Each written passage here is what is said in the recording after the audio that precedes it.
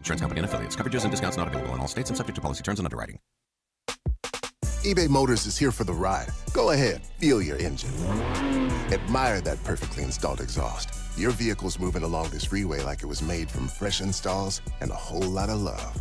With eBay Motors, you get over 122 million parts to keep it running. And with eBay Guaranteed Fit, they'll be the perfect fit every time. Plus, at these prices, well, we're burning rubber, not cash.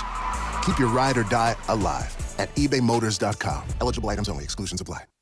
It's Evan Cohen, Unsportsmanlike with Evan, Candy, and Michelle. Now, mornings 6 to 10 a.m. on LA's mega sports station, 710 ESPN. KSPN Los Angeles, a Good Karma Brands radio station.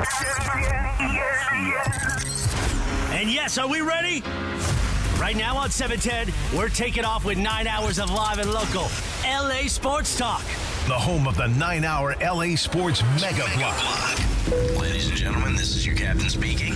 We call it the LAX, LA Sports Mega Block.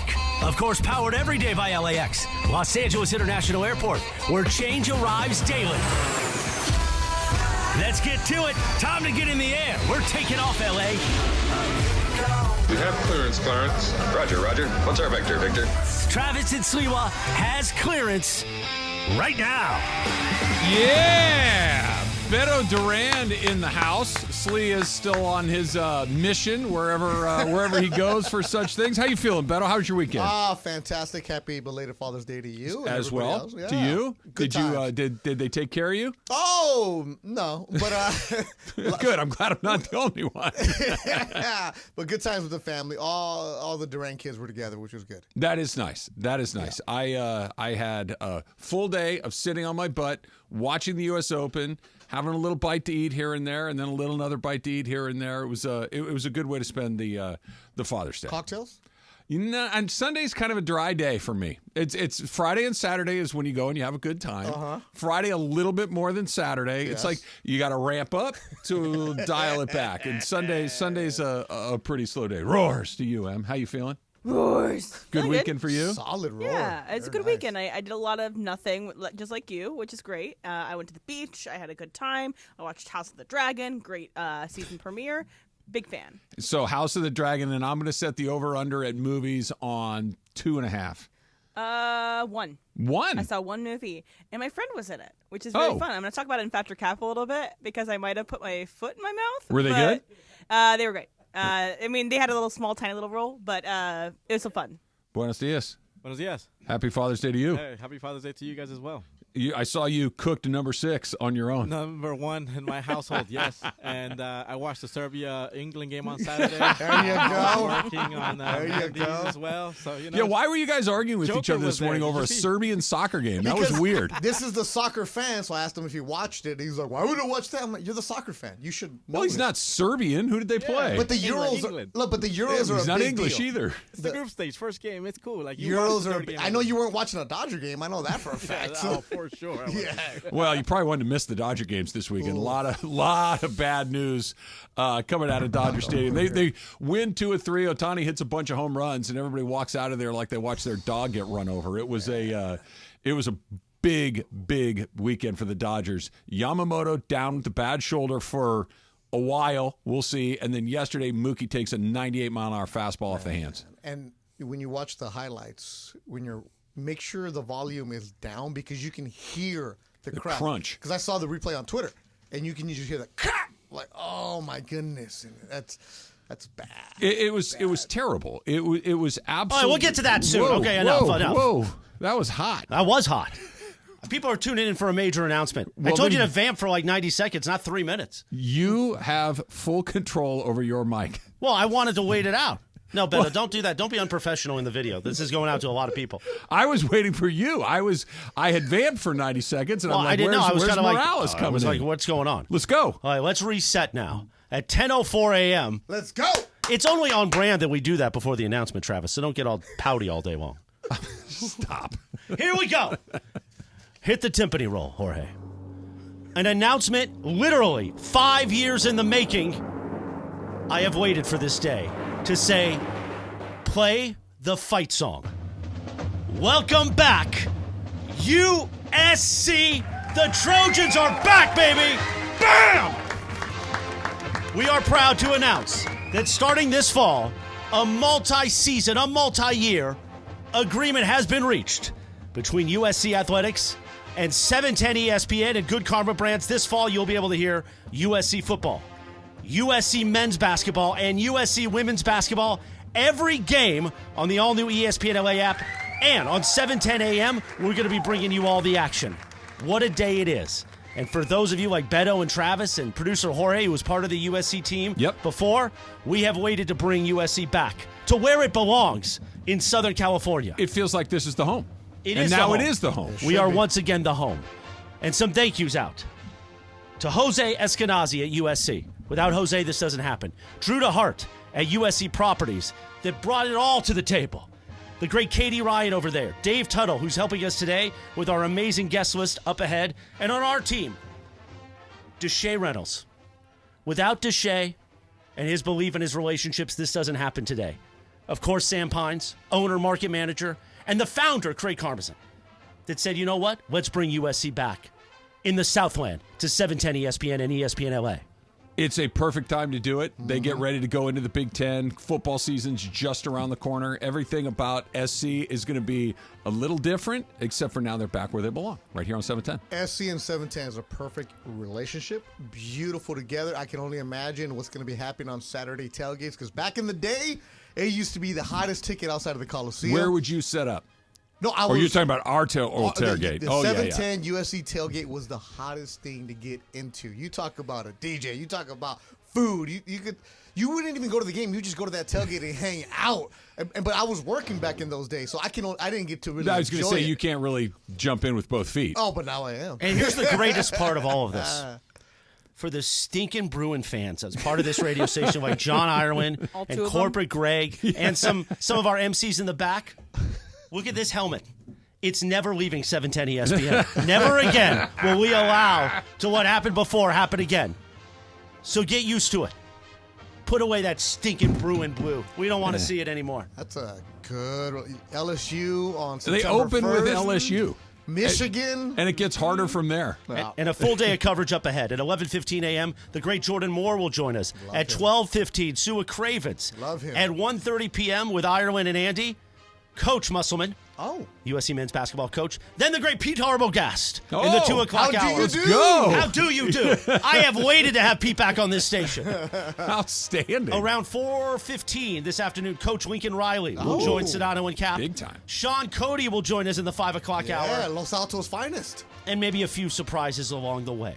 Welcome to major announcement day number 1 of Mandy's Week here on 710 ESPN. Wow. That's awesome. That is, look, there are big-time properties here in this city. That's one of them. Here on 710. That is one of them, right? We know what they are. A lot of them live here, but that's one of them, and now that lives I here. can only imagine what kind of imaging Morales is going to be doing, the programming, the shoulder program is going to be happening. Well, you can break out all your gear, Chris, because when you came over I don't to wear gear often, No, as you you don't. know. Unless it's a golf event, you don't see me dressed up like it's draft day. Well, think about what have we done the last couple of years at my house. We have had We watch SC? We watch SC. When you came over to my house 2 years ago, it's SC UCLA. Last year, SC Notre Dame. We have a little event around every SC game, around an SC game at the house, and now we can. And we usually go to twice. Keyshawn's Country Club for USC Stanford. Last that's year right. Last year I did not go. Yeah, out you of were, protest. You were in your feelings. You decided not to go, and you. This year we're good. Yeah, you got mad at me because I went. You should. You ain't dumb. It was a great day. We had a good time. How was the quiche? There was no quiche, but there was pretty much everything else you could possibly imagine. It was a great day. But we can't. I mean, there is nothing better in this city than Saturdays at the Coliseum, tailgating, getting ready for Trojans football, and then as the lights set and the sunset, there's no better place to watch that than a Saturday night at the Coliseum. And now that sound will be heard all over this blowtorch. And I'm proud to say the ESPN LA Trojans radio network lives right here. Oh, honestly, I hadn't looked at the SC schedule until right now, because now I have an invested interest. Yes. Oh, LSU comes to town? Mm-hmm. Wisconsin, on Wisconsin, Penn State, Nebraska. Oh, my goodness. And Notre Dame, November 30th? These are games that used to look like bowl games, right? That you would have to wait until January to get one of these games to play against a Wisconsin or an LSU or Penn State. And now you're going to get 5 or 6 of them a year at the Coliseum. Yeah, right now, all my friends, no tickets for you. I don't have any. Do people ask you? All the time. Do they really? Have you not trained them properly to never ask? No, they know. They just, sometimes I do have a couple in my pocket. But right now, Steezo, nothing for you. The answer is always no, man. I don't have any access to those. I can't help you with that. Unless you can offer something back. No. You know what I'm super excited about? I'm really excited about the college football experience. I love watching USC play football, but I'm really excited that Juju Watkins in her next season is going to be on our air. She's the next Caitlin Clark. She got her team to the Elite Eight. They ended up losing to UConn in Elite Eight. But Juju Watkins, I saw her in person last year, and she's just incredible to witness. And she's bringing big names to come watch her. I'm excited to have basically the next Caitlin Clark on our airwaves this coming season. And Eric Musselman's here too, and he's an interesting character to watch. He's such a good coach, man. He's everywhere he goes. Everywhere he goes, they get better. Yeah, like when he was at Nevada, bam, they're good. He goes to Arkansas, bam, they're good. Like this is what he does, that he shows up to a place and wherever you were before, you jump up a level. It's such a different deal now with the way the players move around. But he's coming on. We're going to get to talk to a couple of folks as well. Jordan Moore is going to join us here in about an hour from right now. Su Cravens is going to join us in the 12 o'clock hour. So we got a lot of Trojan stuff to talk about today. That LSU game, what did you say? What's the date? August or September 1st? September 1st, we're ready to go. My boy Paul, who used to have a fantastic tailgate with his old truck, get the truck going. We're getting the band back together. Everybody's my friend again. Let's go. I cannot wait. I cannot wait to do it. Did you watch any U.S. Open yesterday? I saw some of the highlights. Okay, because it was one of the all-time great choke jobs that I've ever seen. There are, he kind of blew it. There is... that was pretty bad. And then there's what happened yesterday to Rory McIlroy, which was unbelievable. And I'm tired of the lies being told about Bryson DeChambeau. That's coming up next. Welcome home, USC. It's all coming up next. Betto's in for Sliwa on 710 ESPN.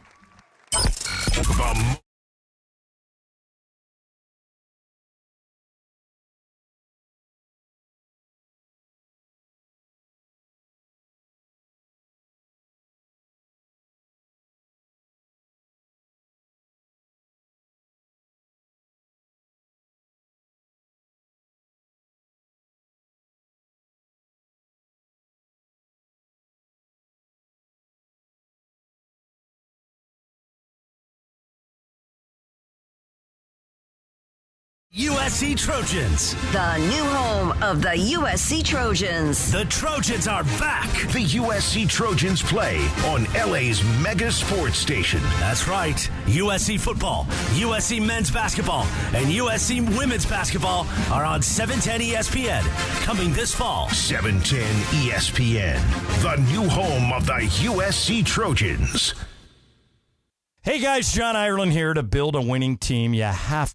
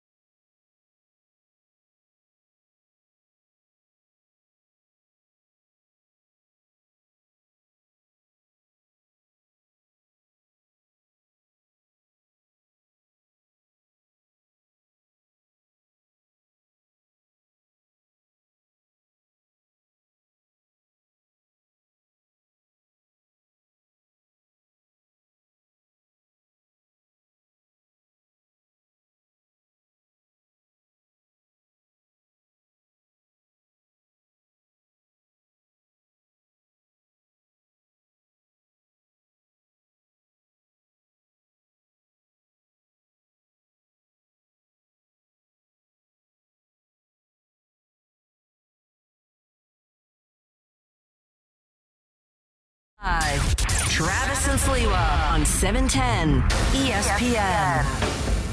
The breaking news, the major announcement on this Monday, Mandy's Week, major announcement week. The USC Trojans are back on 710 ESPN. Welcome home, baby. Looks good. This fall, USC football, USC men's basketball, and USC women's basketball right here on your home of the USC Trojans, 710 ESPN, the all-new ESPN LA app, ESPN LA. Oh, it's so nice. Em, I know you went to some women's basketball last year. How many more will you attend this year with the breaking news? I think I'm going to go to as many as I possibly can. Ask Betto for tickets. Okay, I'll ask No. The Juju tickets are hard to get. She's a baller. She is a baller. When you went, was it packed?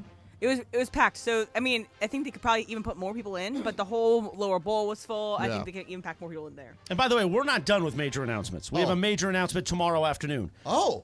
Thursday, we have a major announcement at 10 a.m. And Friday, we have major announcements all day long leading into Mandy's Saturday night. Would you call this an announcement week, Chris?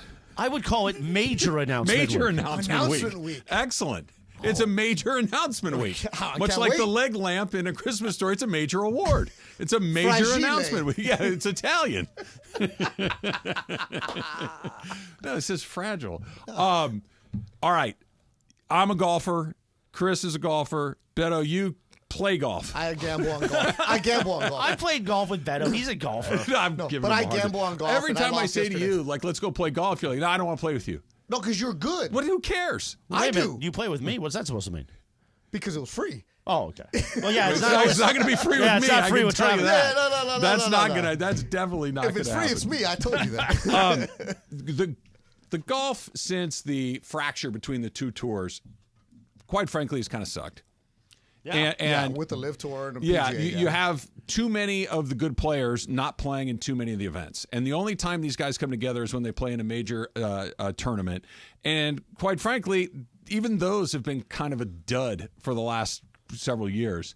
Yesterday was awesome because you got to see one of the few guys that might pop outside of the golf universe, and Rory McIlroy come unglued to a level that I don't know that I've seen since Greg Norman absolutely basically ended his career at the Masters way back in the 90s, where he blew a 6-shot lead. Rory McIlroy had a 2-shot lead standing on the 15th tee with 4 holes to go. Bryson DeChambeau had not hit a fairway in a month. He's just blowing it into the weeds over and over and over again. Keeps getting lucky out of those damn weeds. Every time it lands in there, he's got a pretty good lie. Rory misses a 4-footer which should on be a gimme. 16. You and I miss it all the time. He doesn't miss those. He doesn't. He'd made a million miles worth of putts. Then he gets to 18. He hits it into a bush. Yes, he hits it into a bush. He chops it out of a bush. He wedges it to about 2 feet 11 inches. It's under 3 feet. And not only does he miss it, it barely hits the hole. DeChambeau gets a wild up and down out of the bunker. It was the greatest collapse I've seen a golfer have in 30 years. And it was wonderful to watch. Why did you like it? It was wonderful Why is it wonderful? Rory's a good guy. Is he a good guy? Yeah. He didn't just... Wait a minute. Whoa. He didn't just have an affair on his wife? No, he filed for divorce and then decided he didn't want to do it anymore. So he got tired of the person he was having the affair with. I don't know if he was having an affair. And then went back to his wife. This is all probably speculation. Thinking that, you know what? If I go back with her, maybe the gods, the karma gods would give me this U.S. Open. And he still choked. He had made 496 putts in a row. Yes. Unfortunately, he missed the 497th. And you think it's because of his impending divorce? No, I don't think that. I don't think he's 10-21. Chris is bringing the heat. I don't think he's a good guy, as you would say. I think he missed it because he chokes. He's a choker. And he's especially a choker recently over the last, 10, 15 years in majors? 10. This is a guy who was supposed to be, he was the first next Tiger Woods. The commercials, him and Tiger on the range. Oh, we all love Rory. The Rory Slam. Oh, it's going to be great. How much potential has Rory McIlroy left out there? Now, this is not fair because nobody will ever add up to Tiger Woods. But here's what I also loved. That a Live guy did it. And especially a guy who there's only one upside to that. The one upside to a Live guy doing it is that hopefully it accelerates these two things coming back together. Because the only part that was tougher to stomach than Rory barfing down his leg at the end of the tournament good. was everybody doing the, boy, Bryson's a good guy now. We love Bryson. Oh, No, right. he's not. Fraud. Somebody got in front of him and said, hey, dude, everybody hates your guts. Maybe you try a different tune. That's a great marketing going forward. ploy right there. Because good media training. Thank you to the USGA. Thank you to this guy. Thank you. I hope you all get a chance. It was so performative. It was so not sincere. Yeah. This idea that he has become something other than he was his entire life. He's a great player. He played his ass off yesterday. He was terrific, and he showed massive cojones to get that thing done the way that he did. But here's the thing. But he's not a good guy. Well, why is he not a good guy? Bad guy. Because he's the whole he's thing, fake. it's artificial. And you don't think Rory McIlroy's fake? No, I don't. I think the guy wears his heart on his sleeve. I really do. Well, And I he think, after that, yeah, he did. He acted unprofessional. Chris, this is a guy that just had his entire life burned down to the ground. Other golfers, it happens. I know. You got to stay and take the heat. This you got to guy stay and talk. has answered every question No, every day. you choke of like every that. You day. can't leave. Look, You better gotta if stay. he answers, of course. Was he mad that his former girlfriend was going to be asking one of the God, questions? not Different that part. network. I know. I like Rory. Never has CBS been more happy not to have a golf tournament, by the way. I'm not wow, going to let now you I guys. I'm not going to let you guys ruin my Rory fandom, but that was a catastrophe. But also, who cares if he doesn't speak after? Like, Well, I do. I don't. I do because because you're in the media and you would ask him the questions. Yes, because He'll we hold every single athlete in all sports accountable, and we always ask them to be there, right? So just because you're a golfer, you get to walk off. No, you choked the biggest but shot. he doesn't. He walked off yesterday. I'm not But defending he had what the he did lead. yesterday. He had the No, lead. he blew it. He blew Did it. you guys not see his face when that putt went in So for DJ? stand there He and- looked and like he talk. wanted to barf. It was so Stand wonderful. there and talk. How come golfers get? Oh, it's okay. You He get has to walk stood away. there and talked But not when he blew every that lead. single time after blowing other leads. He Well, blew. this he blew- is the U.S. Open. He blew it at LACC This is the last US year, Open. which was the U.S. Open, Betto, Right? and he stood there and he answered And the then do question. it again. He blew it at Talk. St. Andrews That's last your summer. job. He blew Your it at job St. is to Andrews talk. last season, and he Talk. stood there and answered the questions. Talk. The difference was he didn't miss a 2-footer to blow it last year. If an Or- NBA guy does that, we rip him for 3 hours. No, I yes, don't. we do. I don't. Yes, we do. Not you, but yes, we do No, at the that's what I'm station, saying. all the stations. When you have a day that is the worst day in your life, Stand up. Your job is to talk. I understand what you're saying, but to just say all of a sudden, well, I'm just going to go into this robotic mode. He'll talk. He'll get to us. He'll do it. And then we don't care in a week from now. God, this is reminding me of Dave Roberts.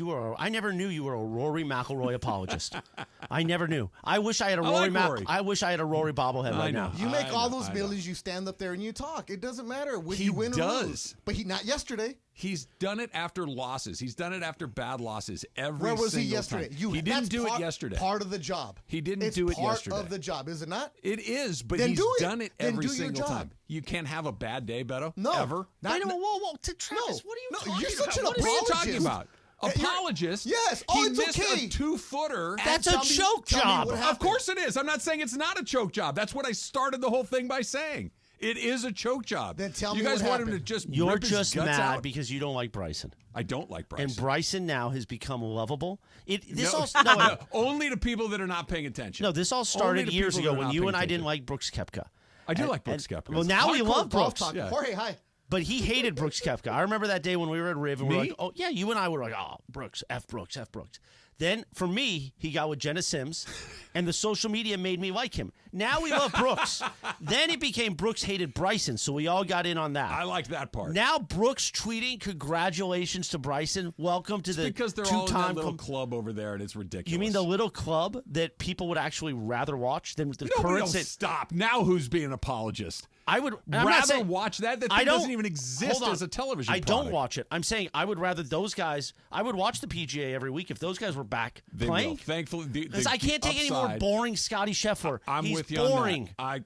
You're not. If you're waiting for me to argue that one, it's not coming for you. He's a boring scumbag. He got arrested too, by the way. Yeah, you by standing there. Yeah, he really was a master criminal. This thing, the good side is it will accelerate it. That they'll get closer to coming back and figuring out a way to make everybody whole. Should he have talked? Yeah. Yes. I'm not going to According to you, absolutely no. flame the guy because on the worst day of his life, he said, you know what? I don't want to talk to Bob Herrig. I'm okay with it. If you lose Saturday night and you don't go home with the Mandy's, in the post game, are you just going to walk off? Probably. No, we got to get the camera there. Probably. And then you're going to wheel away your tires. But again, it's fine. I've been used to walking off Mandyless before, and this is just like Rory. Oh, don't get all sympathy. I'm not sympathy. Voting's closed, all right? Is it closed? Yes. Yes, voting's closed. Well, I can get a couple bots in there for you. Right? I don't know if you can. I got a guy. You got a guy. I got a guy. Who has more guys, you or Jorge? Jorge ain't got nobody. No, Jorge does. If you need a car to disappear tomorrow or even tonight. Jorge's sloppy. He's gonna have. His guys are gonna leave traces. Yeah, right. Has your uncle gotten tracked? No, right? See, look, you just said it right there. You're naming names there, my Dropping friend. clues. El tío. You guys are out of your mind. Hey, Jorge has a key to my house. That's how much I trust him. The Dodgers lost not one, not two, but 3 players over the weekend. That's coming up next. It's Travis Lee, 710 ESPN. Em, did you see my Rotolo Chevrolet parked down in the parking lot this morning? Yeah, it looks beautiful. It is. My Silverado just perched majestically right by Emily there. If you've been thinking, want to get my hands on one of those Silverados, I want to come and check out what those are. Rotolo Chevrolet. That's the place you do it. ROTOLO, RotoloChevy.com online. Or, better yet, come on out to the store in Fontana. Right off the 210 freeway, Sierra Avenue exit. You can't miss it. Every make, model, and color. Unbelievable selection. Unbelievable pricing. But what you get at Rotolo Chevrolet that you're not going to get anywhere else is a dealer that's won Dealer of the Year 13 years in a row for one very simple yet incredibly important reason. They take care of you. They make sure that you feel good about your purchase from Rotolo Chevrolet. Transparent, courtesy, upfront. You're going to love how they treat you at Rotolo Chevrolet. Come find out for yourself what all the fun's about. See why Mike Capozio's dancing on TV all the time. RotoloChevy.com and tell them that Travis sent you. 7.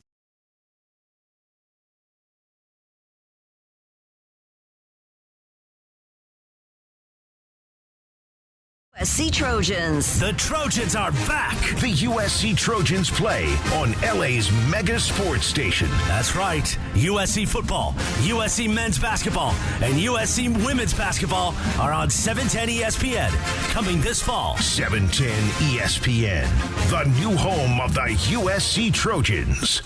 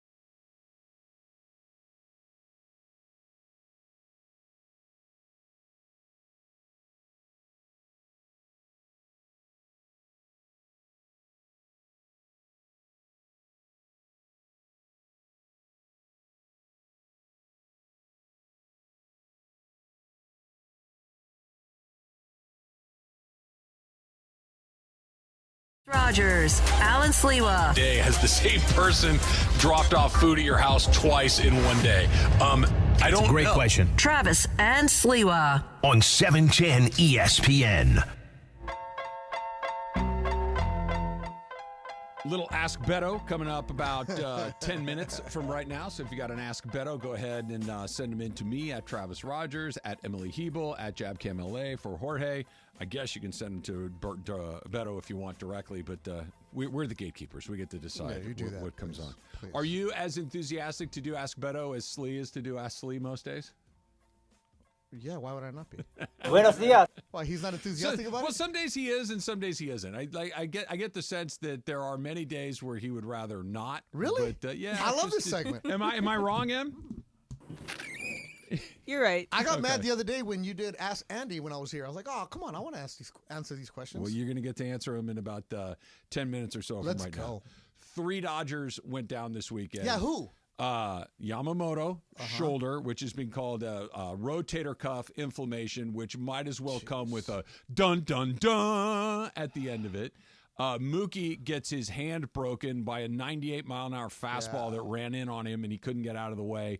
Breaks his hand. He's out basically indefinitely until it heals and he comes back. And also far less dramatic as far as the name goes, but Michael Grove is the third guy. He got put on the IL too. And this is a guy that has eaten a ton of innings for this team through the first, we're getting closer to the halfway point. But you have your He's been solid. He's been ace, real solid. or at least your 1B ace behind Glasnow and Yamamoto. He's down. Mookie was the odds-on favorite to win the National League MVP. He's down for a while. And then just a very useful innings eater. All 3 of these guys go down in one weekend.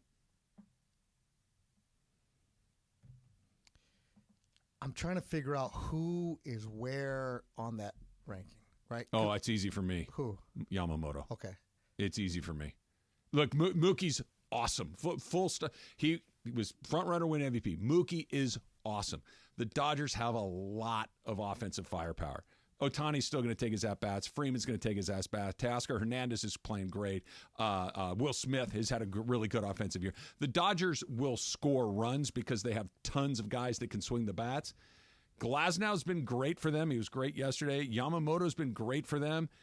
After that, it's Gavin Stone, who's been really good, but you want to hang your hat on Gavin Stone as your number 2 guy going into the playoffs. Buehler's been a complete work in progress. Miller's going to make his first start, I think, tonight or tomorrow against the Rockies. He's, in his second year and was super up and down early this year. After that, it's James Paxton and it's bullpen guys. Like, he was your second most important pitcher, if not your first. And I'm telling you, shoulder stuff is really scary because you never know when it's going to flare up again. You never know how long it's going to take to get back. That they pushed his start 2 days, right? He was supposed to pitch on Thursday, push him to Saturday, and he only made it through 2 innings before he had to come out because his shoulder was bothering him. That is really bad news. The Yamamoto part for me is whenever you have a pitcher making a transition from Japan to the United States, it's always different. Because the first months are always, the numbers are skewed because these guys have to adjust to the way the ball is. It's a different ball. It's a different ball for them. And the guys always talk about it. Their numbers in spring training are always ugly. Numbers in April, always ugly. And then they start figuring things out. And then they get adjusted to the traveling in the United States is rough for MLB players. Yeah. Because in Japan, hour and a half flights, whatever. So they have to adjust to that lifestyle. And also the workload. And the Dodgers do a great job with... But his workload, Betto, is virtually identical to what they've had in Japan. That's what I'm saying. The Dodgers did a good job of making sure that his workload stayed identical with what he had in Japan, allowing him the extra days. So when you start adjusting and then whatever worked for you in Japan isn't working in the United States, and he started throwing more sliders. You started putting a different tack seat on your arm. So I think the Dodgers are being overly cautious, which they should be because they gave him a lot of money. And somebody who wasn't making $100 million, maybe they let him throw a couple more times. Maybe. Yamamoto, it's you have a hangnail, we're going to shut you down. Hopefully, it's more on the side of caution, and he just needs rest before you can go to Dr. Ella Trash. You don't want to hear that name at all. No, but Yamamoto, and thankfully, that's not what they're saying. No, so it's just inflammation. Let's look at the positive. It's just inflammation, not a tear, right? We don't know anything. Sit down for a couple weeks. And it happened in June. If this is September, then oh my, are you in trouble? Okay, so you want silver lining, Travis, or you want black cloud that's going to wipe out the city, Travis? Give me black cloud first. Black cloud first. All right, here's the black cloud. And here's why I think that you can at least look at the cloud and say, yeah, this is what's going to happen. Because Dave Roberts kicked the door open to it just a little bit. He was asked about and you just mentioned a second ago, Betto, does the slider and the increased reliance on it have something to do with this? And Dave's response was, it's a fair question to ask. Okay, so put that aside for a second. Here's the fear when you sign a player that has never played in this particular league, especially on the mound. The guys that are really good are really good. Ohtani could play in any league in the world. Yamamoto could play in any league in the world, but it's hard to figure out exactly where they're going to slot. When he pitched in Japan, and he was a 3-time, I forget the name of it, Cy Young Award winner in Japan. He's the best pitcher in that league. He was wiping guys out left and right. But here's the rub. He was wiping them out with a 4-seam fastball, a curveball. Okay, basically. Yeah. He comes to the big leagues, and he's not able to do that. The hitters here are just a lot better. Best in the world. Right? They are maybe 2 or 3 guys in a Japanese lineup are major leaguers. Well, 9 guys here are major leaguers. There's a reason they're in Japan. There's a reason. Right. So now all of a sudden, to get guys out in the big leagues, I got to rely on a pitch, a slider that he barely threw in Japan. It's a really good pitch, but it could potentially put a lot of stress on an arm. And now all of a sudden, 2 months into a season, he threw that slider 13 times against the Yankees, career high. And then right after that, you got to shut him down. So the question becomes, long-term deal, high-dollar deal. He's clearly got the stuff, but he's little. He's not a big guy. They list him at 5'10", right? And now all of a sudden he's got to throw this pitch that he hasn't thrown a bunch, and he broke in 2 months. That's the and so to pitch in this league, you got to go to the. That's why I said black cloud. 1039, bro. You got to go to the slider to get guys out in the American major leagues, and the slider is something that his body struggles to deal with. That's the dark black cloud, because if that's what this is, and every time he's got to go to that pitch, he breaks. Then you either can't go to the pitch or you got to deal with him breaking a lot. And major league players, hitters, with their advanced scouting, know exactly what to lay off of, and they know what to sit on, and they know what to attack. And the slider was new for him, so they weren't hitting it. Now, you're going to see it often, you're going to sit on that, and you're going to attack. Or he can't throw it because his arm or his body just – and again, maybe it has nothing to do with that. I was poking around a little bit this morning, and I've gotten some mixed answers to whether or not that had something to do with it or not. So I don't know, but that's the black cloud. You ready for the silver lining? Please. Have him take 4 weeks, 6 weeks, 8 weeks off, whatever. Let's say worst case, let's say it's 8 weeks, okay? Fast forward to what, we're in the middle of August, okay? Plenty of time to ramp back up.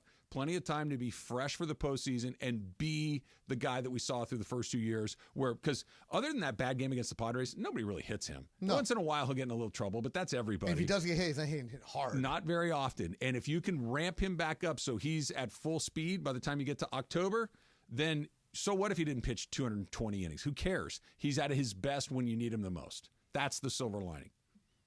And that's what I'm hoping happens. But that cloud's pretty big over there. Yeah, it's a big cloud. There's some, you're not seeing the cumulus clouds out there. So no, these are the dark ones that like you can hear them go. Yeah. It's shut him down. 8 weeks, that's a long time for a pitcher, too. Well, you got to ramp him all the way back up again. You got to come back.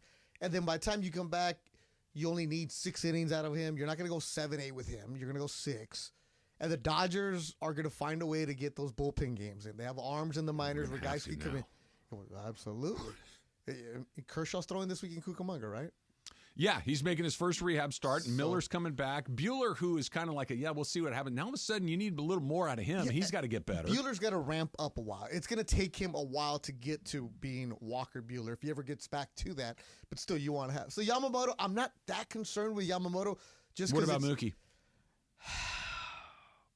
That's what I'm concerned about. More than Yamamoto. Yes, because hitters talk about timing. They talk about the rhythm. They talk about being in sync. You cannot hit, right, and take 2 months off and come back and be one of the best hitters in the world. Was it a broken hand? That's a month to heal. You can't do anything. Ligaments you can work on. You can massage. You can do all that. A bone has to heal. And you can't do anything until it heals. You can't rush back a broken bone. So if it's a month, by the time it starts to healing, then you got to rehab, get there. And then you can finally start gripping that bat, and it's the left hand that they broke? Yep. Which is the bottom hand on the knob, which is direct. That's where I'm concerned with Mookie. Mookie is a fantastic hitter, and he's a freak athlete. He will get there, but you got to go and get your hacks. So that means he's got to go down to the minors and work on his at-bats, right? A couple games of rehab, whatever it is to do that. To come back and be in the same sync, that's where I'm concerned, because hitters are such freaks and creatures of habit. And when you take somebody away for 2 months, what do you do? You can only run so much. You can only do so much soft toss with the opposite hand. That's the problem. And the hand, like you talked about, like if this were he broke a toe, let's say, and he couldn't run or whatever, right? And I can't play, but once the toe heals, I'm good to go. That your hands as a big league hitter are everything, right? The torque and the speed and the velocity that you're turning that bat over. And what makes Mookie is that elite bat speed, that grip, that strength, that ability to, on balls that are not hit particularly squarely, to muscle that ball out, the pain that comes along with it. You're dealing with a bone in your hand that just broke, and now you're trying to deal with all that stuff on top of it. This isn't, I'm not as fast. It's your hands trying to swing a bat against major league pitching. Is there surgery for him? They said no. Okay, that's good. They said no. No surgery, but there's also literally no timeline. The silver lining on this are multiple. There's obviously a cloud here as well. We'll get to the silver lining coming up. Let's call it 11:15. Here's what's coming up next. Ask Betto. We got our first USC guest coming up as well. Later on the show, Jordan Moore is going to join us in the 11 o'clock hour. Su Cravens will join us in the 12 o'clock hour. It is a big day here at 710. USC football, USC men's and women's basketball, right back here on 710. Ask Betto coming up next. It's Travis Lee, 710 ESPN. 7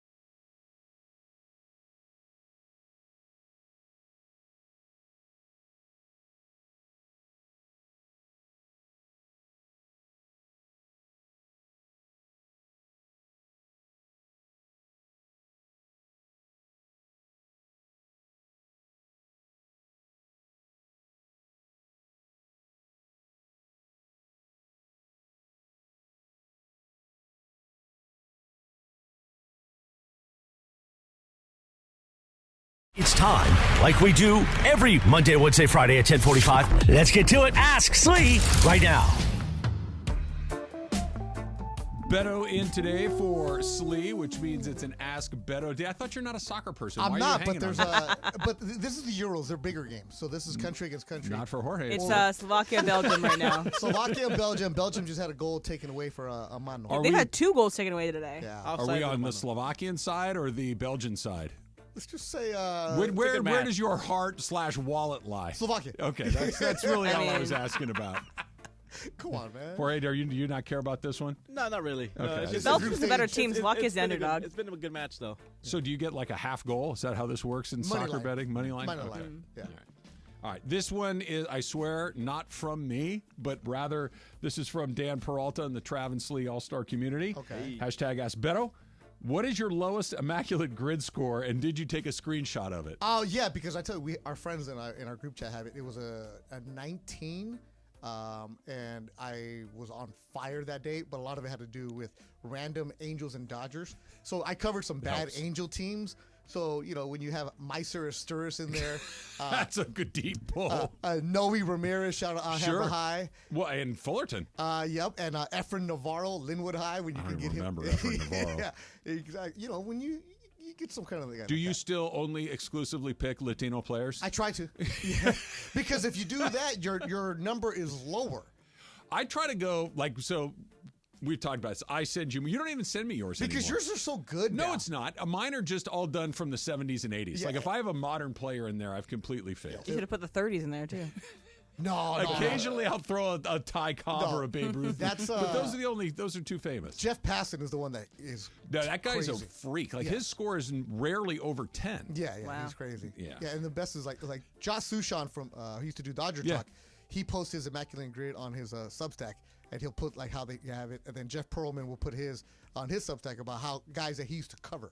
So that's a good idea. I love to try to make it all Dodgers when you can. That's your Saturday. That's my Saturday because you can go. All of a sudden, you've got a Pedro Borbon in there that's just added over. How about Pablo Al Castillo. Oliver? Let's go. Al Oliver, very, very briefly for the Dodgers. What do you got, him? So this one's from Daniel Tapia, and he asks, we're done with Magic the Grid? Oh, man. Go ahead. What else you look? You got my I'm full sorry. attention. We have 3 hours. All right, go ahead. Sorry. Is there something like pineapple on pizza that doesn't belong on a taco? Think, what's the worst abomination on a white people taco?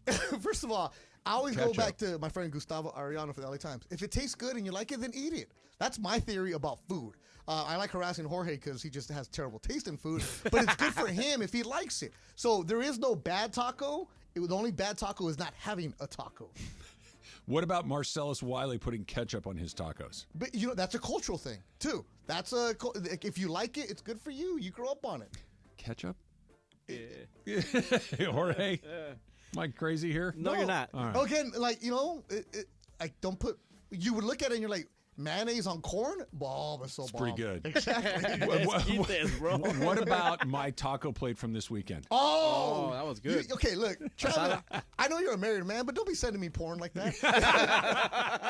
It's a play in 3 acts. But you sent me your food. You sent me the middle, and then you sent me the empty plate. Yep. And the Modelo. Oh, yeah. I mean, that's. It tells a story. It was so beautiful just seeing the scrape, a little bit of the beans. But what I tell you, that rice, that Mexican rice, was on point. That's when I know your taco guy is legit. Your rice is good. It was Flavio again, Jorge. Oh, good. Yeah. Flavio's a good guy. Come on. I mean, like Flavio. Come on. So you do you, Em. All right, this one's from Chrissy. She wants to know how far or how long are you willing to drive before you decide to just fly instead? Oh, you always fly. You only drive if you have to. Fly to San Diego, fly to San Francisco. If I could, San Diego, I take the train. Usually, and then San Francisco. Why would I drive? That's 8 hours. Oh no! I am not Travis, the truck driver. No. I had to do a fight in Fresno a couple weeks ago. You flew to Fresno? Absolutely, I looked for that. Okay, how is that efficient time wise? It's not. Yeah. Oh, because I'm the one who gets the last on the plane. I have the clear. I get there as soon as I possibly. But also, just one, gas is expensive. 2, I don't like driving far. Gas is expensive, and I don't mind a far drive. But I bet you, especially like Fresno's the perfect distance. San Francisco, Phoenix, these are like the perfect distance to where the time you walk out the front door of your house to you show up at your hotel room, an flight versus a car. it's virtually Also, no okay, difference. Hold on. If I can fly out of Long Beach, that's the caveat. Fly out of Long Beach because your flight's at 11, you can show up at 10:50. You're good to go at Long Beach, right? That's the only way I'll do it. I just LAX, nearly had no. heart palpitations with him saying that. This is creating real anxiety. I was in Miami on this weekend, and I looked at it. What happens if you miss it, though? You're not going to miss it. But what if you do? Well, never check a bag. I'm Never check with a bag you on that. and know what's going on, and then with the clear, they get you. You also got to know which airport. Like LAX, I'm there super early because that traffic is crazy getting around the shoot.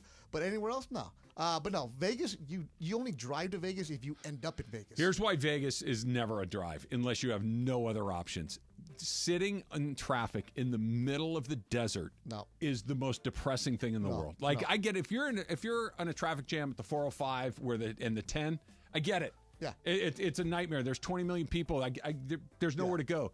But when you're in Zizek's Road out in the middle of nowhere, but in Zizek's you're still and excited. You're backed up, but you're always the drive out is a piece of cake. Yeah. The drive home where you cross state line, you're broke, you're hungover, and then you hit Zizek's Road, and you're like, yeah, it's going to be 9 hours and from here. And then you're here. like, damn, Barstow. I mean, it's also driving to Vegas in your 20s. You have to. After that, no. Never Vegas. Crypto Ray. Hashtag Ask Betto. Is there a golf course that you're not allowed back? Have you ever been banned, and why? I'm not that guy. I just act like I'm that guy. I know how to behave. I have manners. You respect the game.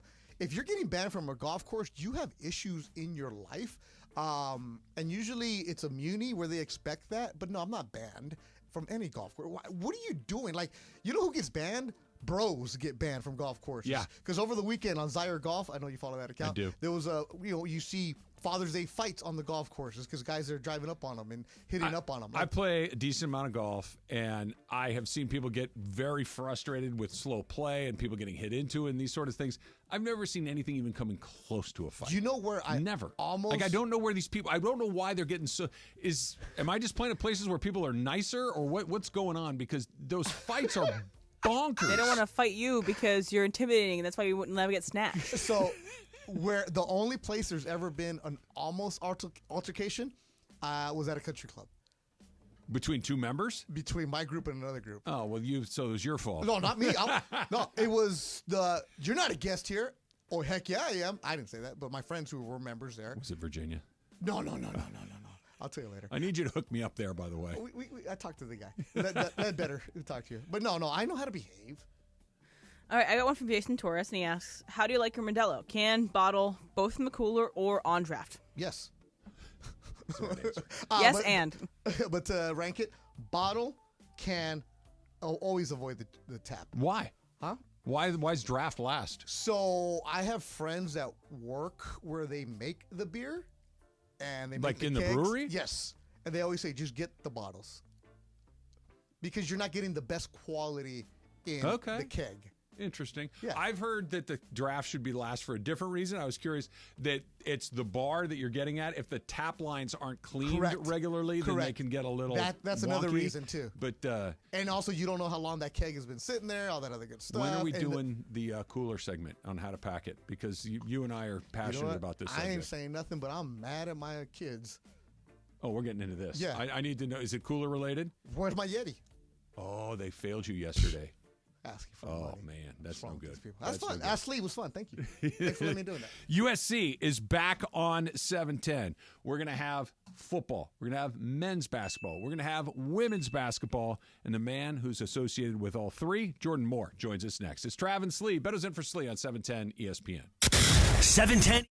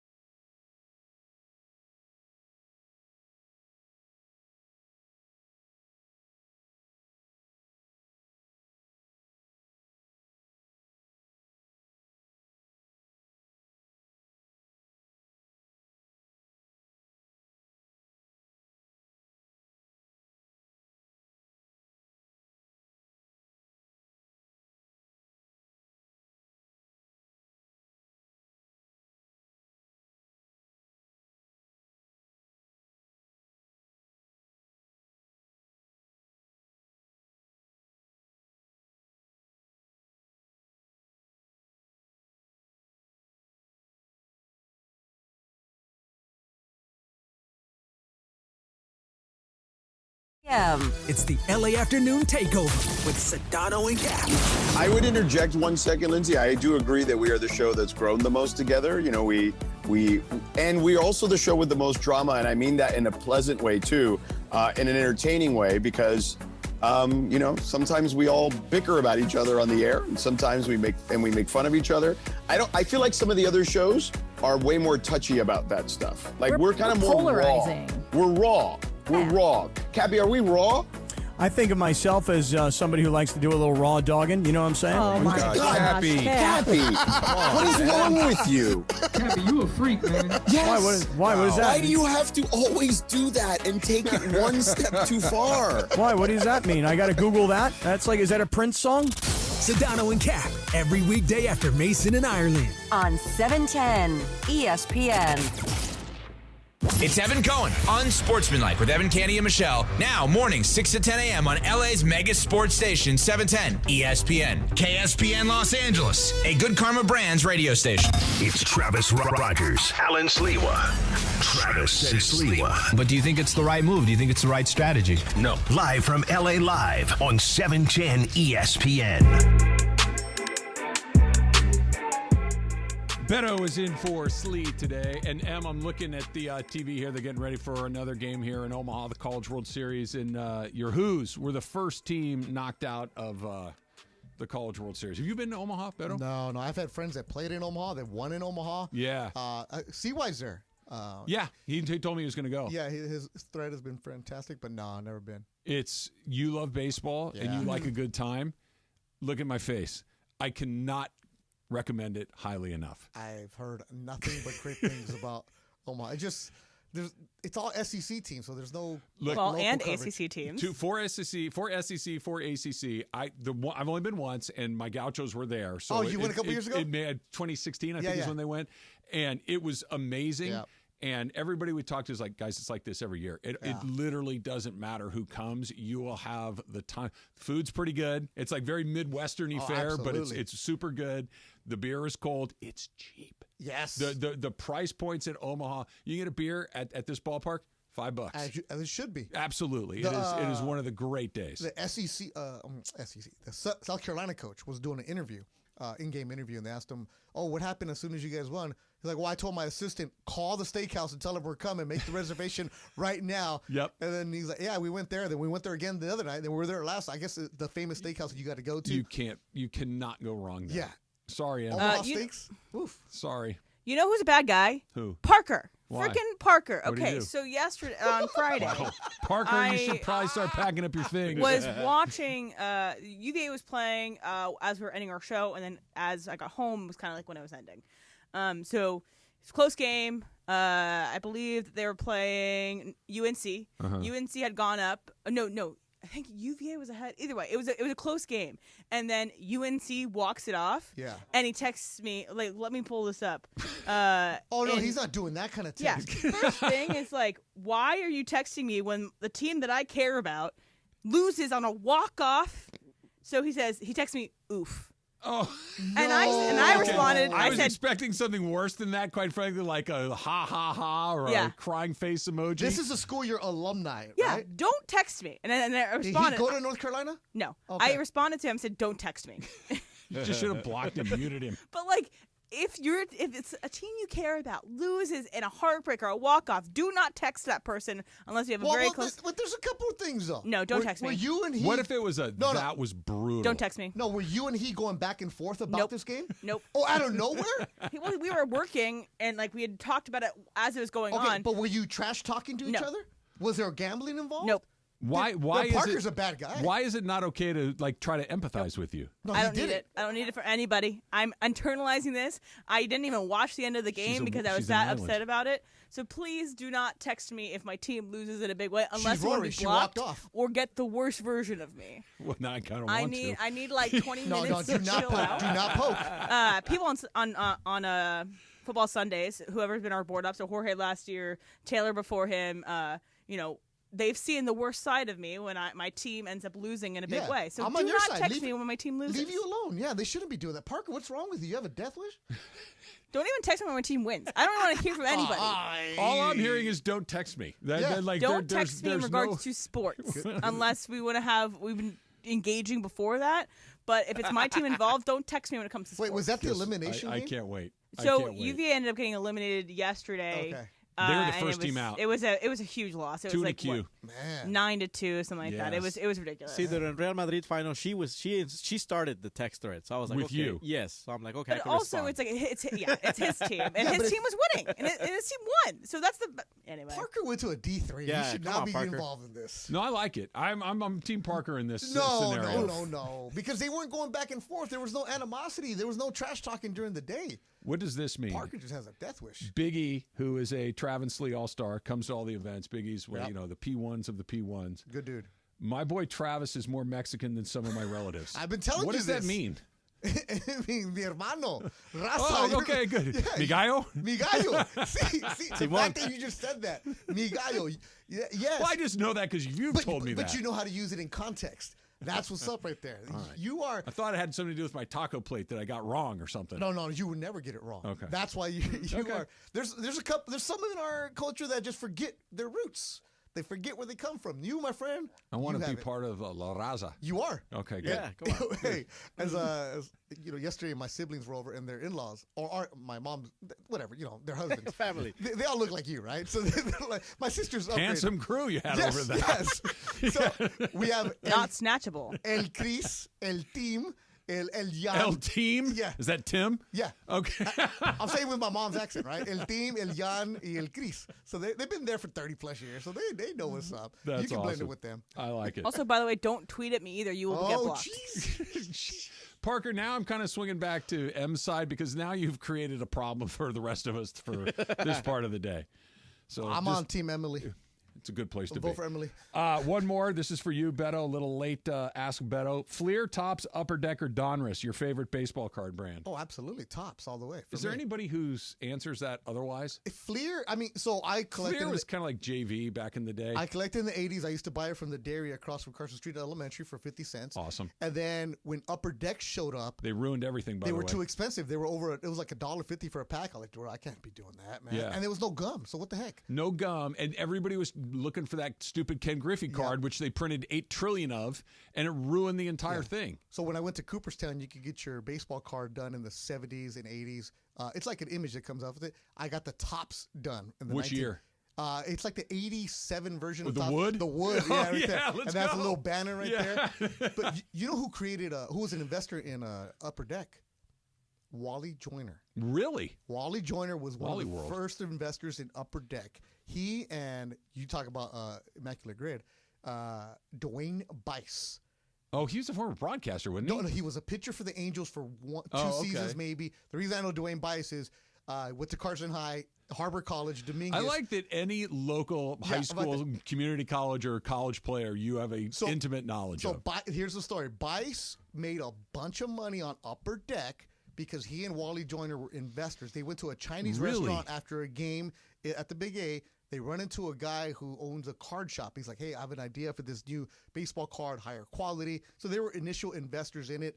They held onto it. And when Upper Deck got sold for big time, big dough, they were one of the original investors. Dwayne Bice made millions off of this. So, yeah, that's Wally World made some money off of that.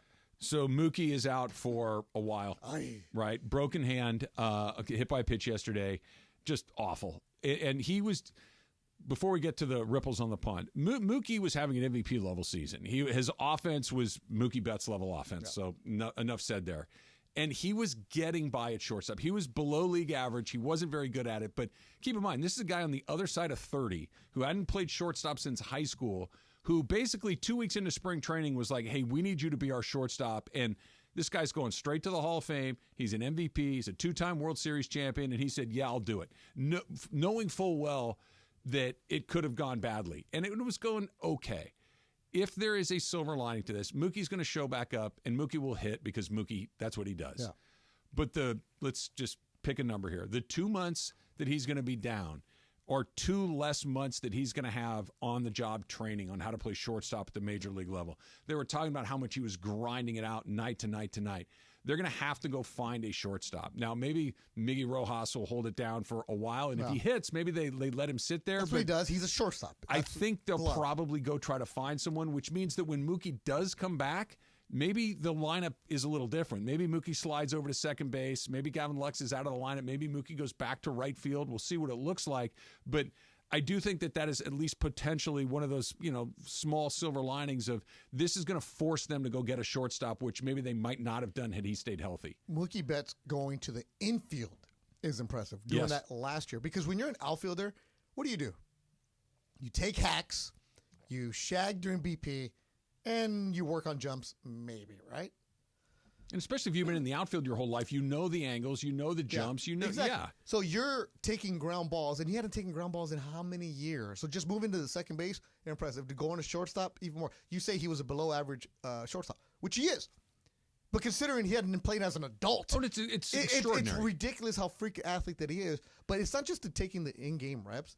It's the reps that he was doing at 3 o'clock with Dino Ebel. The work that he's doing. You're saying he's putting 2 hours a day. Easy. And it wasn't like, work on flashy stuff. It's just basic, fundamental. Footwork, arm angle.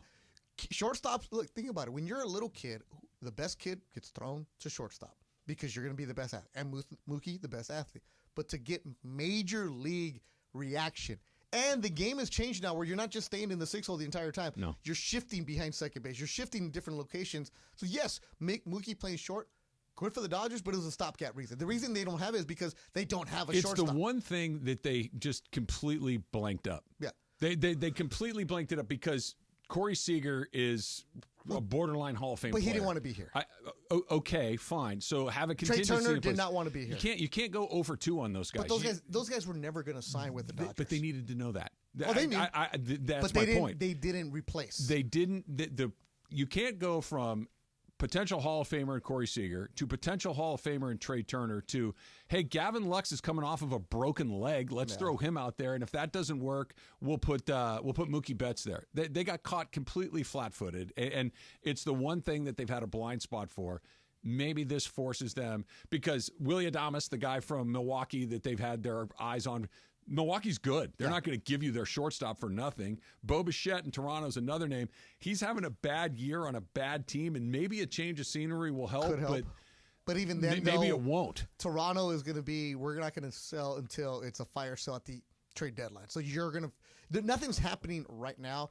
And with Trey Turner and with Corey Seager, the Dodgers were also eyeing Ohtani. They needed to make sure that there was money available to go get the big money for Ohtani. So they could have found somebody there who's going to be, $10 million a year guy or $8 million, whatever it is. Those guys are out there, but they weren't But clearly they could have afforded everybody. They can, but you're also not going to go ridiculous. You're not. But they did. Yeah. That's exactly what they did do. They went 7 for Ohtani. They went 3 for Yamamoto. They went 1.25 for Glasnow. Yeah. I mean, pitchers, which they didn't have. Yeah, but they went in big. But you can see also with the Dodgers, it's like, okay, we can find somebody to play certain situations. Not shortstop. No, but that's what they've been doing. Yeah. And they had Lux getting hurt, obviously a huge step back for him, his career. But even he's he was average. At best, he was an average shortstop. At best. And his whole point was the reason that Lux was so attractive is that he's an offensive weapon.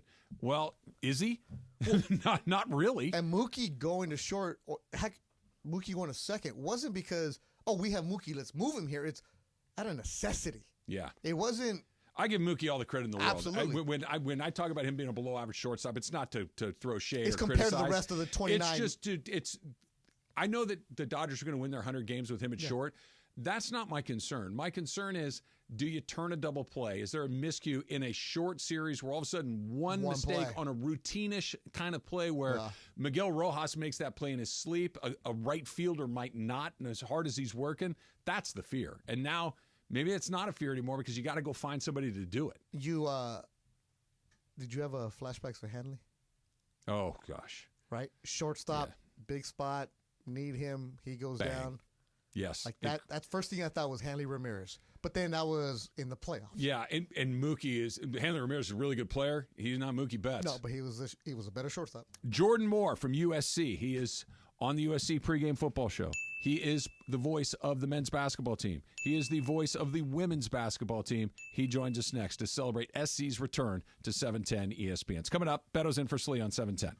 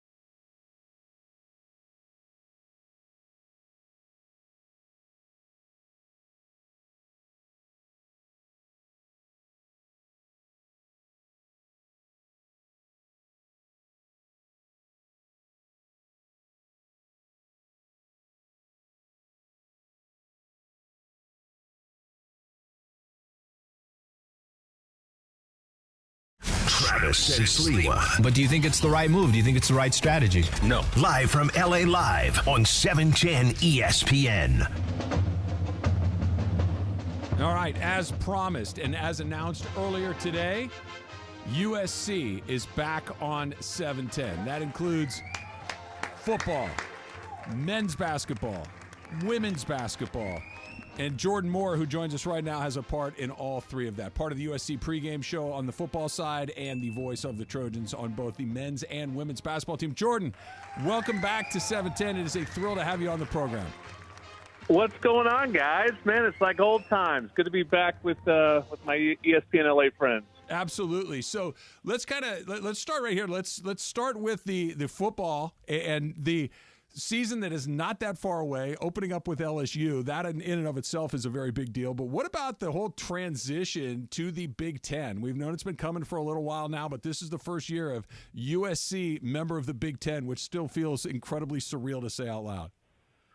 Yeah, it certainly does. But when it's football, the way I look at it, it's like you play a 12-game schedule, and it's in whatever conference you're playing, you're not playing every single team. So it's really just who you got on those 12 games. And the fun thing about this season is the schedule is just loaded. I mean, you laid out the top of it. I mean, it's going to start with LSU in Vegas. It's actually on that Labor Day Sunday, so USC will really have the whole stage to itself.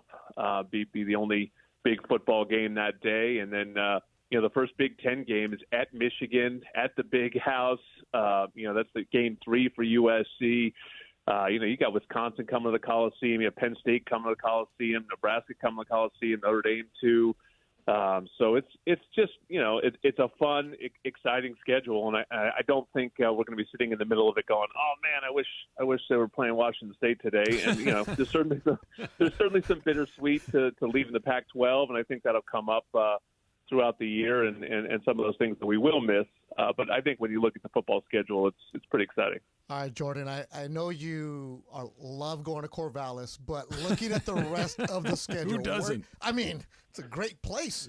Eugene in November, amazing when it's raining. But losing some of those rivalries, it does suck for USC, but what they gain, the Michigans, the Penn States, what you can have for the conference. For you as a broadcaster, how excited are you? I'm fired up. I mean, you just get to go to new places and new experiences, right? And that's what this is all about. I mean, again, I don't think we're going to be sitting out there, or I'll be standing on the field at the Big House in Michigan playing the defending national champions, wishing I was anywhere else. I mean, that's just such a unique and cool opportunity. And it's really because there's so many teams in this league. It's going to sort of roll out over 2-3 years. You'll have your first trip to Ohio State. You have Michigan. At some point, you'll do your whiteout trip to Penn State. I mean, there's some pretty sick opportunities. Not to mention the teams coming with us. Obviously you keep your rivalry with UCLA, but Washington was in the national championship game last year, and Oregon looks as good as any team in the country this season. So, there is some of that too, where we'll still have some history, and obviously keep that Notre Dame matchup as well, which has a ton of history. So, I think the biggest thing, whether you're a player, a coach, a broadcaster, whatever, is you want to be at meaningful games. You want to take part in meaningful games. You don't want to go to a place that's half full and the game's not really on TV and, it just doesn't feel that big. You want to be a part of big things, and I think that's what this conference promises. USC football and men's and women's basketball is coming back to 710. Jordan Moore is joining us right now to talk about all of that. And, not just for football, Jordan, but really looking at football and men's and women's basketball. And like you were talking about, that the football is one thing because there's a limited amount of games, but the basketball schedule, obviously far more games. Does it change anything for Lincoln Riley or for Eric Musselman or Lindsey Gottlieb stylistically about the type of players that you recruit, about the way that you go about it, because it's much more of a national sort of situation as opposed to a West Coast situation? Or is it just get me good players and we'll go play anywhere? Yeah, it's a great question, and we'll see sort of how it plays out. And I think that they're handling it, maybe in different ways for the different sports. I think for football, the onus was going to be on improving the line of scrimmage and improving defensively anyway. But that's under a major microscope when you go into a league where you know that the teams that win are at the line of scrimmage. And we've seen this. Like, you can play in Iowa and you can make fun of an Iowa and say they're not good on offense and they don't have the talent and they don't have the quarterbacks or whatever. we saw Iowa not too long ago beat us up in a Holiday Bowl just by owning the line of scrimmage, right? So there are teams like that in this league, and I think Lincoln Riley's focus has been entirely on that. He's revamped his entire defensive staff. He's brought in a ton of players in the portal, mostly on the defensive side. So, there's always beliefs that, Lincoln Riley offense is going to score points, and I think that nothing changes in the Big Ten in that regard. But they do need to get better there, and they do need to be ready for the physical style of play that's coming their way. I think the same is true of Eric Musselman on the men's basketball side. Men's basketball in the Big Ten, kind of a grind, physical, lower scoring. I think that sort of plays kind of into who Muss is as a coach. He's certainly a defensive-first coach, man-to-man guy. So he's building out this sort of older, longer, bigger team, bigger in terms of like every position, not necessarily, one big 7-footer in the middle kind of roster. So we'll see how that plays out. And he has talked about, hey, you do need increased depth, especially if you're going to go on some of these longer road trips and you're going to, maybe not have the legs that you would want, if you're playing, in the middle of the country and it's cold and you have, long flights to and from. So I think he's thinking about it that way. And then when it comes to Lindsey Gottlieb, this probably goes for UCLA too. I think the Big Ten just brought in the top 2 teams in women's basketball for their league. Obviously Caitlin Clark leaves, and so you lose that sort of expect to lose Iowa as a power. You're looking at USC and UCLA probably preseason 2-4 or 2-3 kind of thing.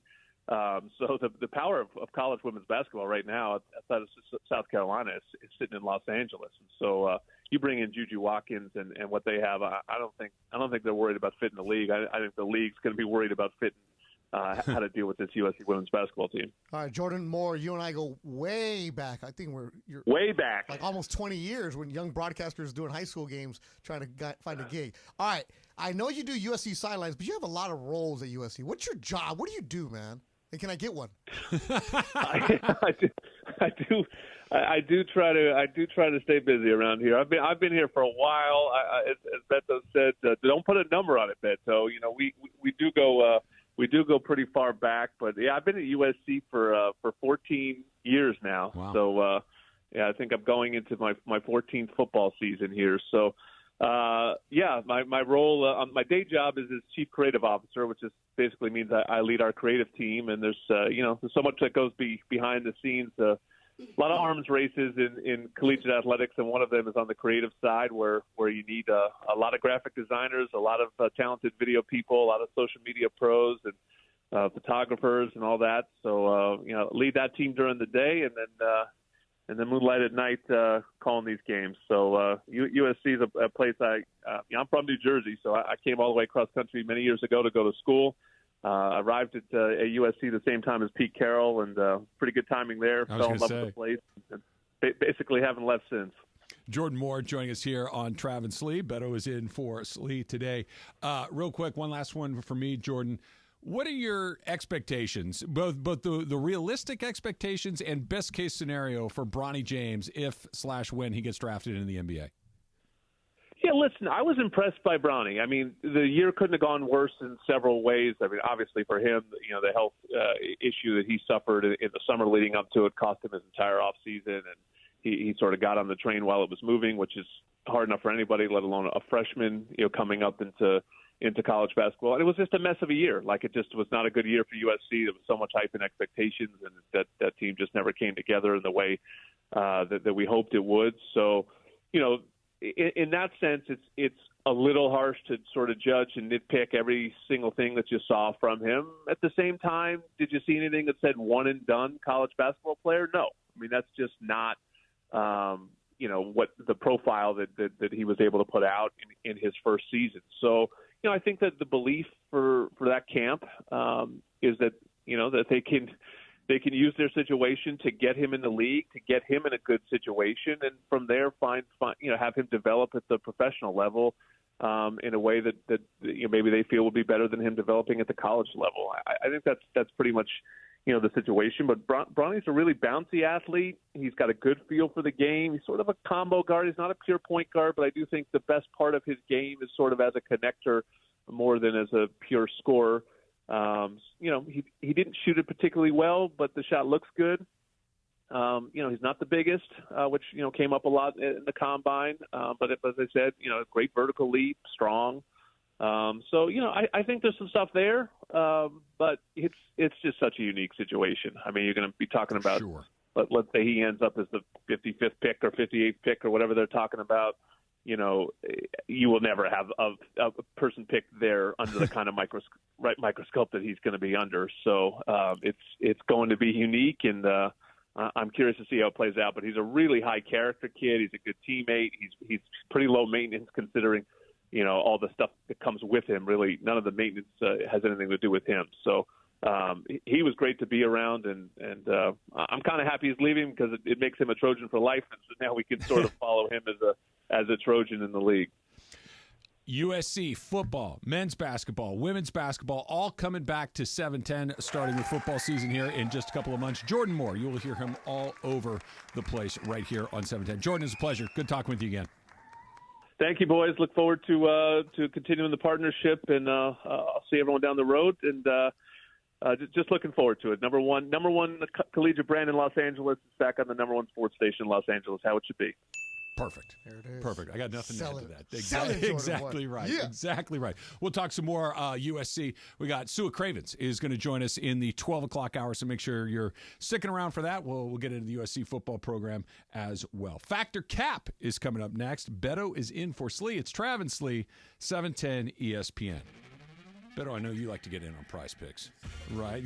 Are you doing it right now? Yes. I can tell. I'm looking at the NBA right now. Yeah, you look like you are very intent. What are you looking at the NBA right now? I just opened it up right now. Okay, so when you get there, you tell me. But this is what PrizePicks is. You open the app. You look at the NBA, for instance, tonight, the NBA Finals. You want to get on that? You can do it. You pick more or less on the statistical projections. You look at the number for Jason Tatum. You like more or less. You look at the number for Luka. You like more or less. Jaylen Brown. Whatever you like, more or less at PrizePicks. It's that easy. You pick between 2 and 6 players, and you can win up to 1,000 or 100 times your money. Turn $10 into $1,000. But you got to put the app on the phone, and they're going to hook you up too. Because if you use the promo code 710, they're going to match that first deposit up to $100, which means if you put in 25, they put in 25. You put in 50 from them, all the way up to $100. So don't wait around. Put the PrizePicks app on your phone. Pick more, pick less. It's that easy at PrizePicks.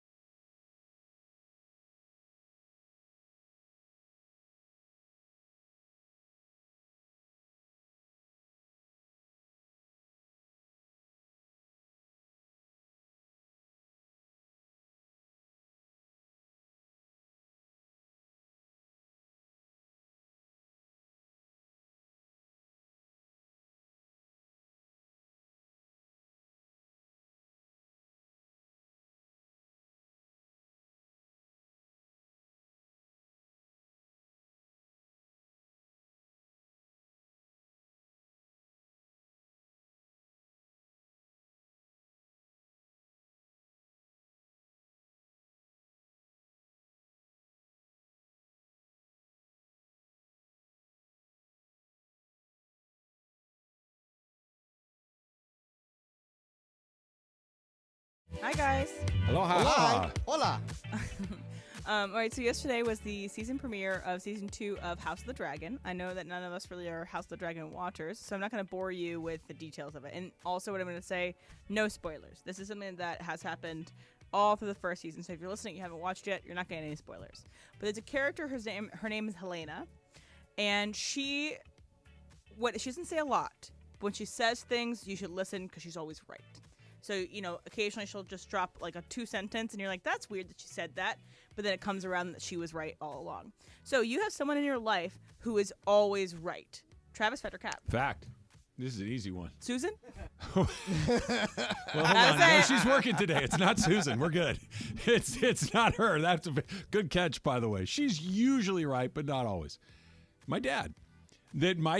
I'm sure he's been wrong about things in the world, but I'm telling you, when it's big things, when it's big decisions, when it's advice on the big ones, right? Family, career, things like that. And strategy is like too strong of a word, but hey, make sure you think about this, that, and the other thing before you make the decision. Without fail, this, that, and the other thing always come up when it comes time to make those decisions. He is the person that whenever there is a big decision in life, he's the first stop. Betto? I'm not gonna. This is gonna sound bad, but it's me, because I don't sugarcoat things, and I know I say things very bluntly, and I know I should have a better bedside manner. I said that when I walked in at 9:45 this morning. Yeah, you were in a mood this morning. No, I'm always in a good mood. Not today, you weren't. Yeah, I was. It's because Jorge got me. Because I didn't watch Serbia. Yeah, exactly. No, but it's usually when it's based off of people. Like, hey, stay away from that person. Or, hey, your kid's not that good. He should go here. He should do this. So it's usually based off of stuff like that, of observations. I'm pretty good about judging certain things like that. Jorge? And I know it sounds arrogant, but whatever. Nah. Listen to me. Yeah. Bet Slovenia, whoever they were this morning. Slovakia. Yeah, 2. Plus Slovenia, I may play later. They may not. I don't know if they're it's in going to be a no on the slows. Yeah. No on the slows. All right, Jorge? Yeah, I'm going to say my mother. She raised me and my brother right to the point where, we're here. And, every scenario, like, I would bring up to her, like, hey, what if I do this and this? She would, like, try this or try that. Yeah. And she would put me in the right spots. And, yeah, thanks, Mom. What about you, Em? You can say GM because you're smart. No, you say a lot of you're really smart about a lot of things. My friend Chandler tends to be pretty right, and I go to her for a lot of things. She'll be at the Mandy's this weekend. When is she rolling into town? Right. She's going to be here on Wednesday. Wednesday? So she's coming in studio? You bringing her through here or not until the Mandy's? Not until the Mandy's. Oh, bring her through here. Chicken. Let's go get carnitas. Yeah. I'm not working, but I show up to hang out with Chandler. Let's get carnitas. Taco tour with Chandler. Let's go. Yeah, she lives in Wyoming right now, so she's not getting a good Mexican food, but that's for sure. All right, so over the weekend, I saw a movie at the Alamo Drafthouse. And at the Alamo Drafthouse, you pick out your seat. So I tend to like to sit in the aisle. I like to have one side be to the aisle because I like to lean. I like to only guarantee that I'm sitting next to one person. That's kind of my go-to, especially because the theater's kind of small. So you don't really have a bad seat. So I ran into some traffic on the way to the movie because, the president was in town, so I didn't anticipate that. And so I arrived later than I usually do. So the trailers had already started. So it's dark. And I go to get to my seat kind of discreetly, and there's 2 people in my seat. Not 2 people, but there's someone in my seat, and they're a group of 2. And so I go to the waiter, and I say, hey, am I in the wrong theater? Is this the right place? I think someone's in my seat. It's like, oh, okay. And they ask them to move. And these girls give me the biggest stank face, move over the seats, and I can feel their hatred for me the entirety of this movie. And I was like, how far away did they end up from you? Literally, so the group of 2 girls, the one girl, I was in seat 9, and I was in seat 10. She was in seat 9. The girl that sat in seat 10 sat in seat 8. So they sat like right next to me. I got it. So I was right there the whole time. I don't think I did anything wrong because I chose this seat. If you wanted the aisle seat, you should have chosen the aisle seat. So those girls have the right to look at me weird. Betto, fact or cap? Oh, hell no. You paid for that seat, right? Yeah. You chose that seat, right? Yes. You went ahead of time on your own to make sure that you had that seat. Yes. So get out of my seat. It's not my fault I chose it before you. So just to let me convenience you? Oh, hell no. There's a reason that you go and do whatever you do with that app to make sure you have the aisle. So get out of my seat. Because that happens a lot on planes, too. People are like, no.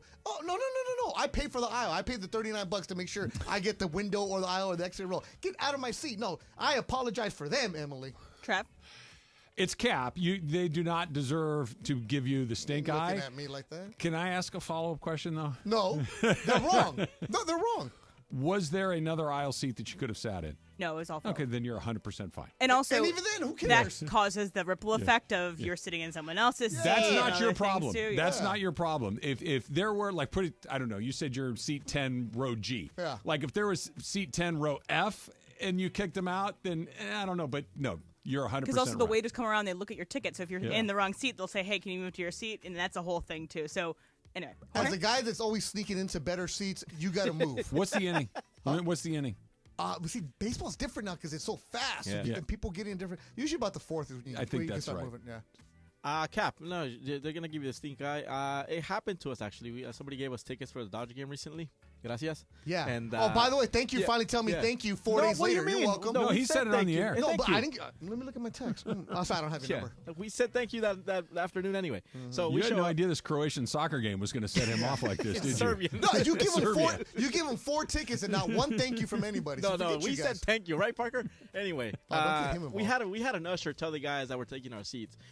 Because we didn't want to deal with that, so Parker's like, "Hey man, can you help us find our seats?" Usher went over there and he escorted those gentlemen out. I just got the text. Thank you. And what was even better is that as we were walking to the theater, like I went to the bathroom. They were also right next to me in the bathroom. I went to go to the elevator. They were next to me in the elevator. That is awkward. And it's just also like That is awkward. we all know Did you that tell you him? sat in my seat. Yeah, but you didn't do anything wrong. Yeah, exactly. I Yeah. didn't. You want that smoke? Let's go.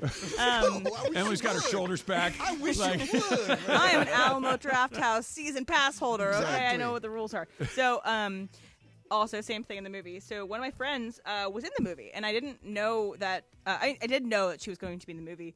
They were going to be in the movie, and they appeared in just like one tiny scene. And they had an interesting haircut. They had like basically a Karen haircut, and I did not know this friend while this movie was being filmed, and so I only know them how they look right now. So I haven't seen them with an older haircut. And so after the movie, I texted them and I was like, "Hey, like, great job. I loved the wig, and it looks like a super Karen." And then they were like, "That's my real hair." But they laughed it off. It was funny or whatever. So you have ever really put a foot in your mouth, Jorge Petrocap? Oh, absolutely. Yes. Absolutely. Sorry, your foot in your mouth. Okay, Betto. No. I'm just laughing that you asked Jorge because right away I'm thinking carne asada. Oh, stop. Okay, go ahead. Why carne asada? Go ahead. No, go ahead. Go ahead. No, go ahead. Go ahead. Because you have terrible taste. Why? How That's it. so? Because you rank it so low. It is That's a 6. It's so beautiful. It's not 6. It's It's no, 6. no. Not. Guys, If It's you would not. have said 3. Anyways, go ahead. It's not. No, go ahead. Listen Trav. to the Mexicans. No. Where did you put your foot in your mouth? With Brenda's dad. Ooh. Oh. Yeah. What'd you say? Yeah, I don't want to say it on the air. Okay, I'll tell you guys fair off enough. the Would you say air. carne asada's no good? No.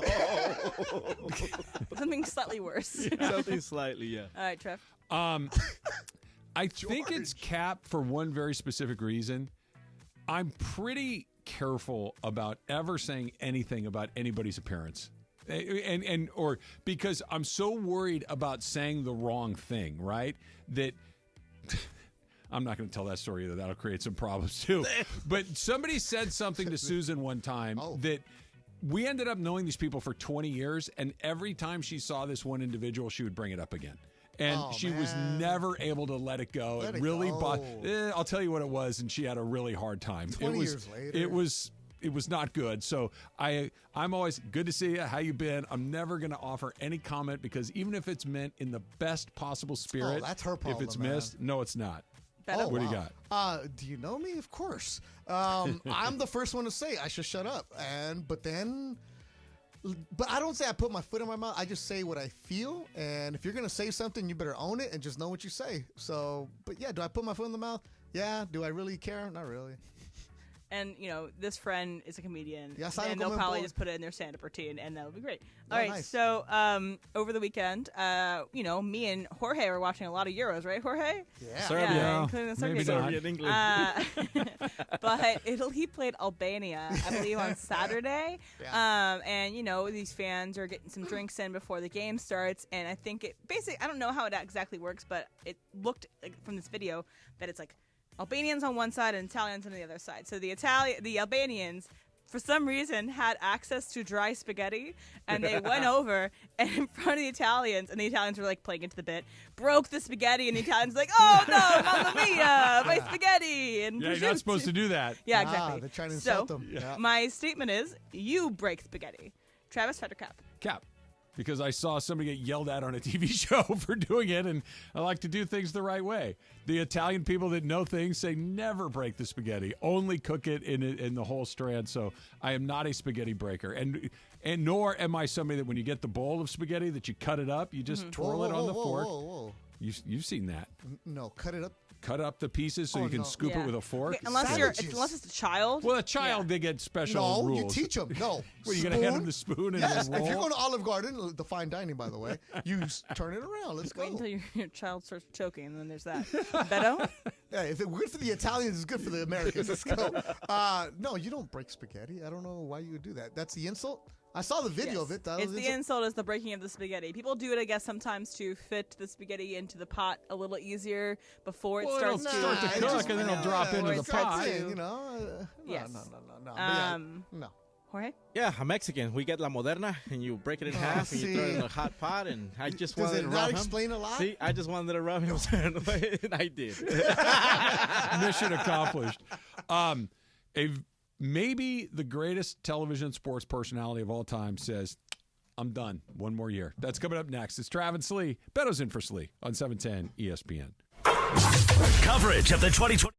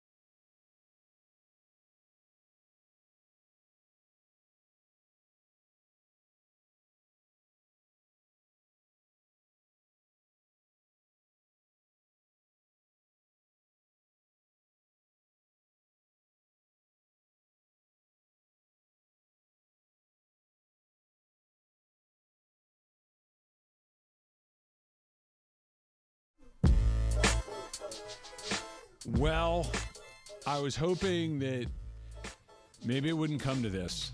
We saw them, 2-3 weeks ago? Better, you might even have been in here the day that the City Connects leaked. Remember? No, I wasn't here. You weren't here?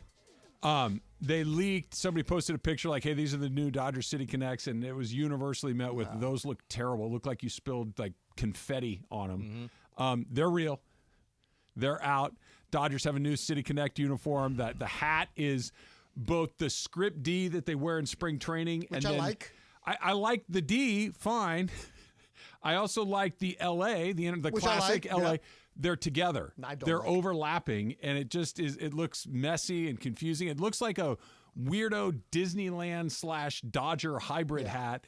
The uniforms have the white or a blue stripe down the leg. The name is below the number on the back. It's weird looking deal. You can't have two fonts on a hat. No. Emily, font police over here. You and Betto. I hate it. It's ugly. I hate it so much. And you and we're the best. The email came out from the Dodgers, and it explained what the City Connect is all about. So I read this to you guys earlier, and I'm reading it again. The front typeface is inspired DirecTV by signage at the historic LA Memorial Coliseum. Okay. Oh, I don't see it. I was going to say, we're on the torch, like below the torch there? Is that what we're talking about? Inspired. Because that doesn't look anything like that. So the front typeface is inspired by the Coliseum, Dodgers' original home. Okay. The upward trajectory speaks to the city's pursuit of what's above and beyond. Sure. Okay. Like infinity and beyond. All right, Buzz Lightyear. Exactly. That's a good game at Disneyland. The hashtag ITFDB, that's homage to Vince Scully. It's time for Dodger baseball. All right. That's on the bottom corner of each jersey. The numbers on each jersey are inspired by mid-century typefaces popular during the move in 1958. Okay, what about the They're sprinkles? cut off, right? The numbers are What do cut the off. sprinkles represent? The confetti cake. Yeah. While the Pop uniform fabric represents a galaxy of stars. They don't look like stars. Looks like paint spill. Rendered in the color palette of Dodger Stadium seats.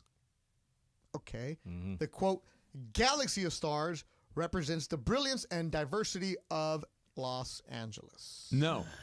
Sorry. The color of the jersey are a new take on the traditional colors.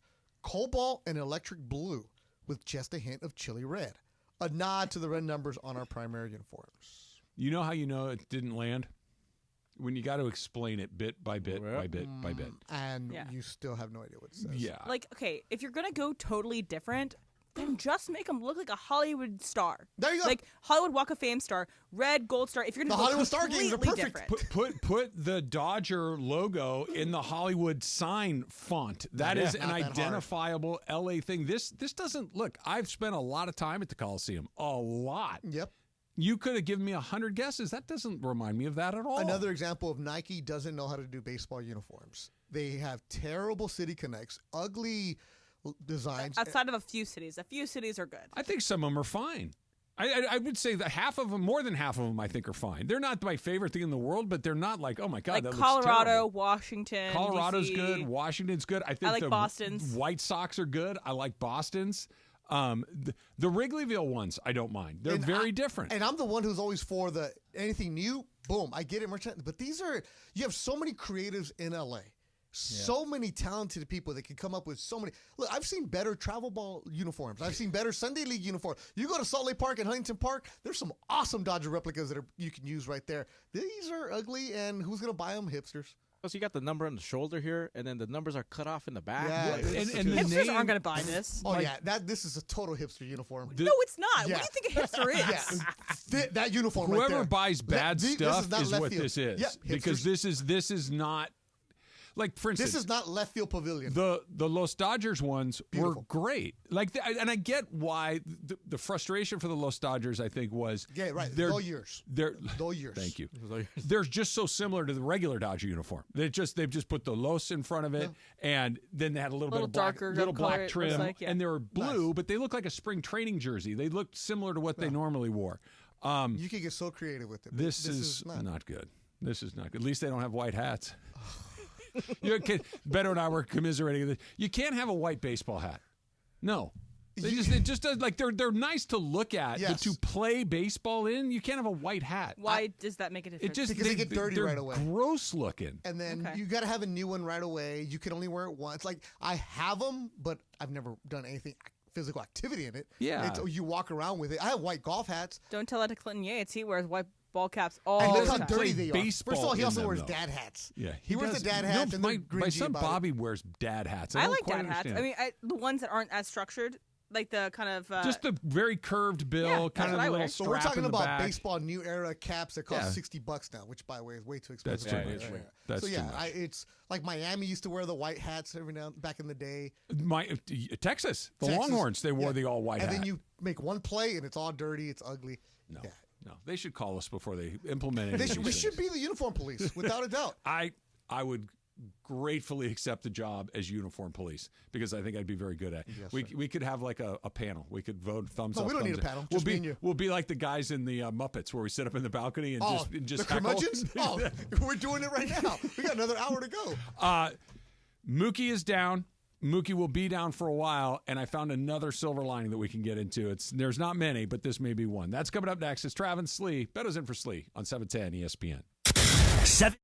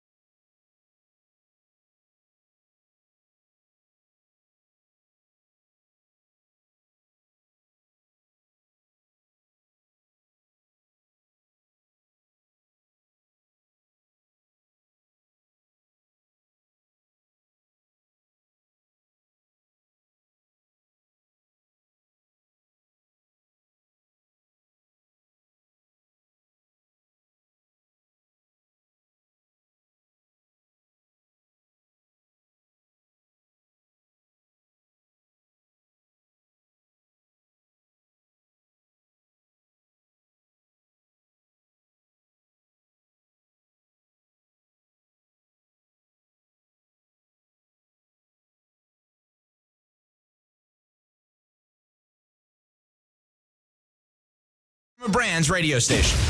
This is the Mid-Morning Spectacular live from LA Live. Travis and Sliwa on 710 ESPN. Did Emily leave in protest because of the hipster comment that Betto made? Possibly. What is a hipster? I mean, I know when I think know when you see it. So here's my Silver Lake. Yes. So in my mind's eye, I'm picturing a pork pie hat, big pie. like the little like a fedora almost, but it's more round. It's not like Frank Sinatra has a fedora. A pork pie hat's that one that's very round. I picture big clunky like heavy framed glasses and high platform shoes. Am I off? Yeah. That's wrong? Yeah. What is it? Just think every wannabe like slacker, but they got money. But slacker and a hipster aren't the same. They want to look slackerish, but they're not. You see it. Flannel, folded jeans at the bottom, cut off jeans, but it's like they're it just folded. If I showed up to work one day with cut off jeans, what would you think would be going on in my life? Nah, you're good. It's it. Susan left you. It's probably pretty close. But see, you wouldn't be wearing cut off jeans to make a statement. You'd be wearing them because that's all you got. I haven't been able to do the laundry in 6 months. My clothes are falling apart. Susan has been, so it's funny. So she's had some stuff on her plate over the last week or two. So how does she she's deal been with busy. She, what do you mean? How? She's the best. No, she is. But I mean, if she has a lot of stuff going on. I'm right? easy. She has a job. We've got a family and all these things. No, but she holds everything. And I met her. She's a beautiful, wonderful woman. But she's got graduations, college decisions, all this stuff going on. She has bad taste because she liked you when we hung out at the U.S. Open. Because I was buying beers. But what I'm saying is complimenting her because she's got all this. You come and talk sports, try to figure out what hipsters are, and then you go get sushi, and then you go for a walk. I did. I'm going to do it again today too. I'm she's got like everything else going on. So she's been out. She's been doing some stuff. So anyway, I have been in charge of the house for let's say the last 4 or 5 days, and she came home yesterday. And she's all like 8 rooms. I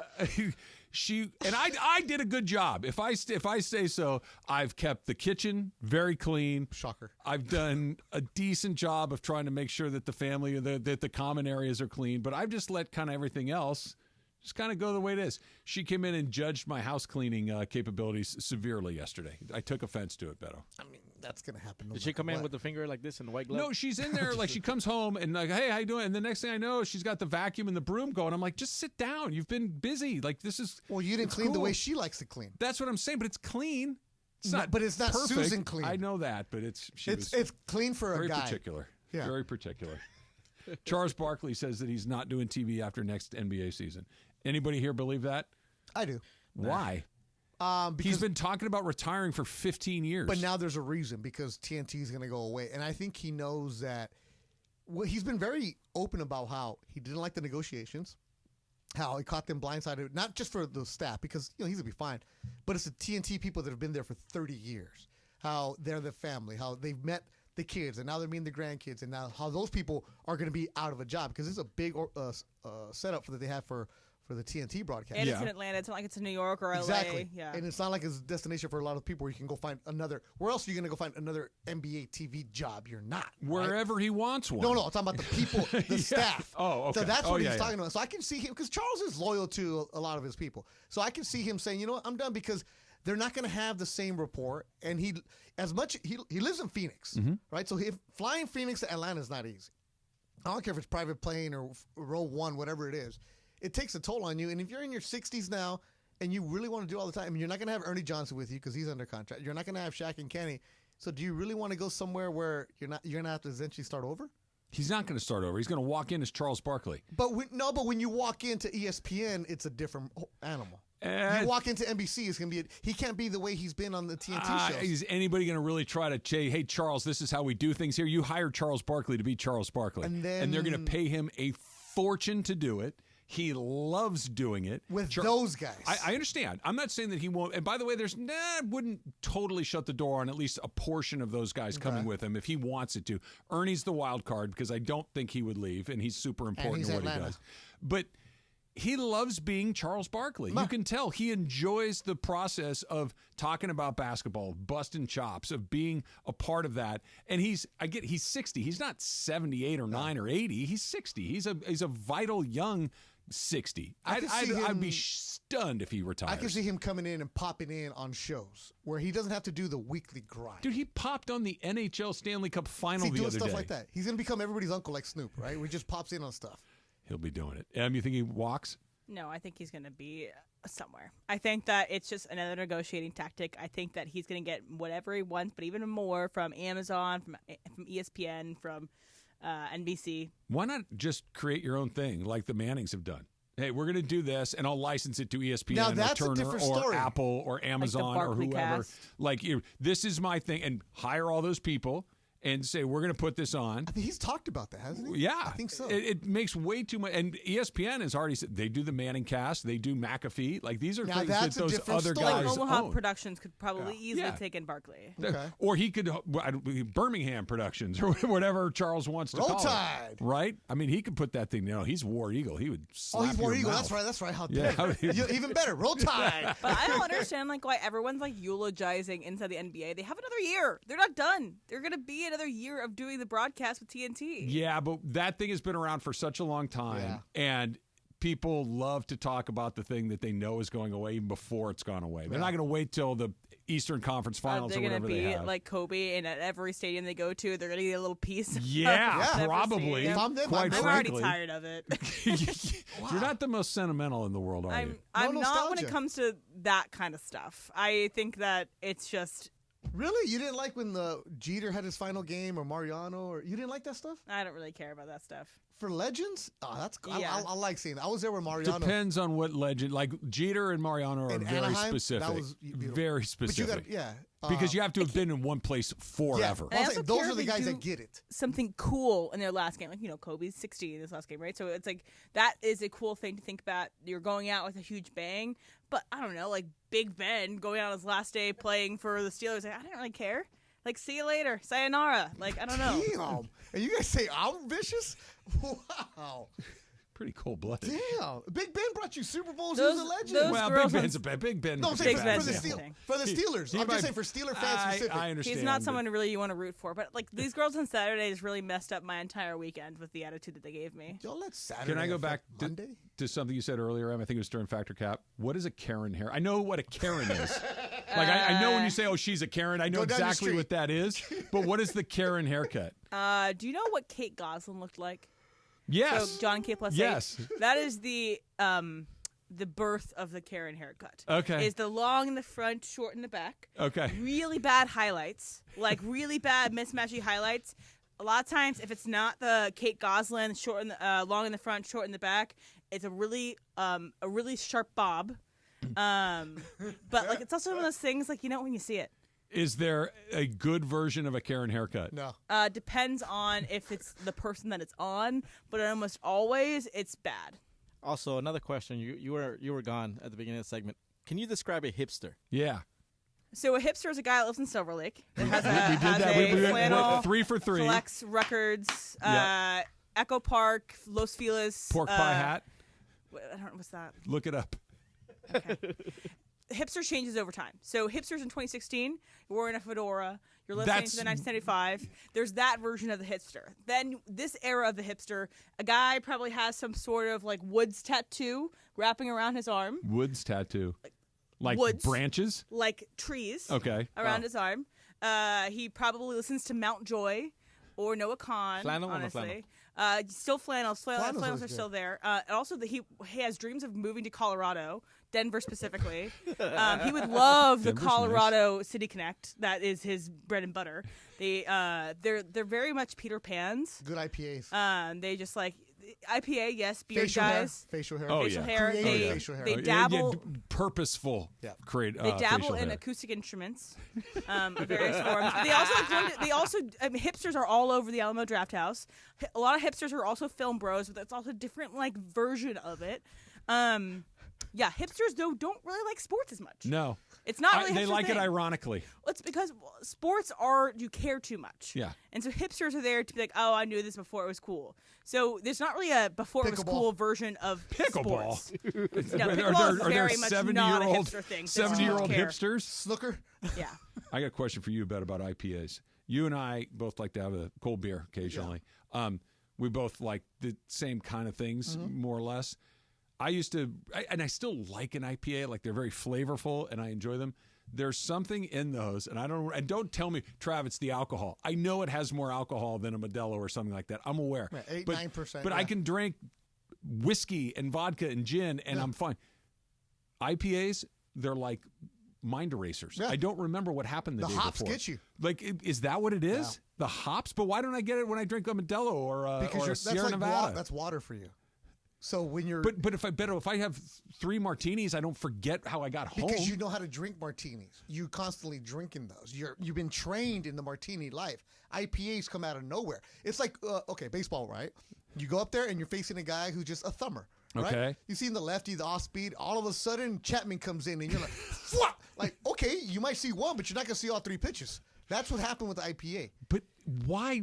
No, I reject this. Because you're not used to seeing 98 every single at bat. I understand. But a martini has more alcohol than an IPA. But you know how to handle a martini. You've seen it. But it's still the same amount of exploding booze. Curveballs. They got exploding sliders in the show. I have one more thing about hipsters. All right. So the thing is like mullets can go either way. Mullets can be a hipster or they can be a redneck. Like it can go either way. No, but mullets are in style with Mullets are now. in style right now, but for hipsters. And it's My kid tried to grow a mullet. Football quarterbacks are wearing mullets now. Maybe your Teenagers. kid's a hipster.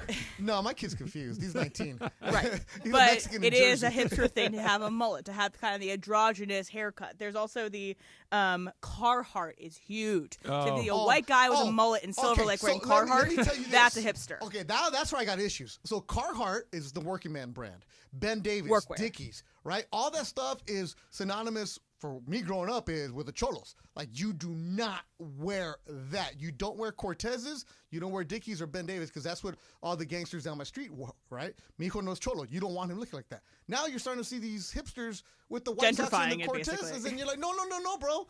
No.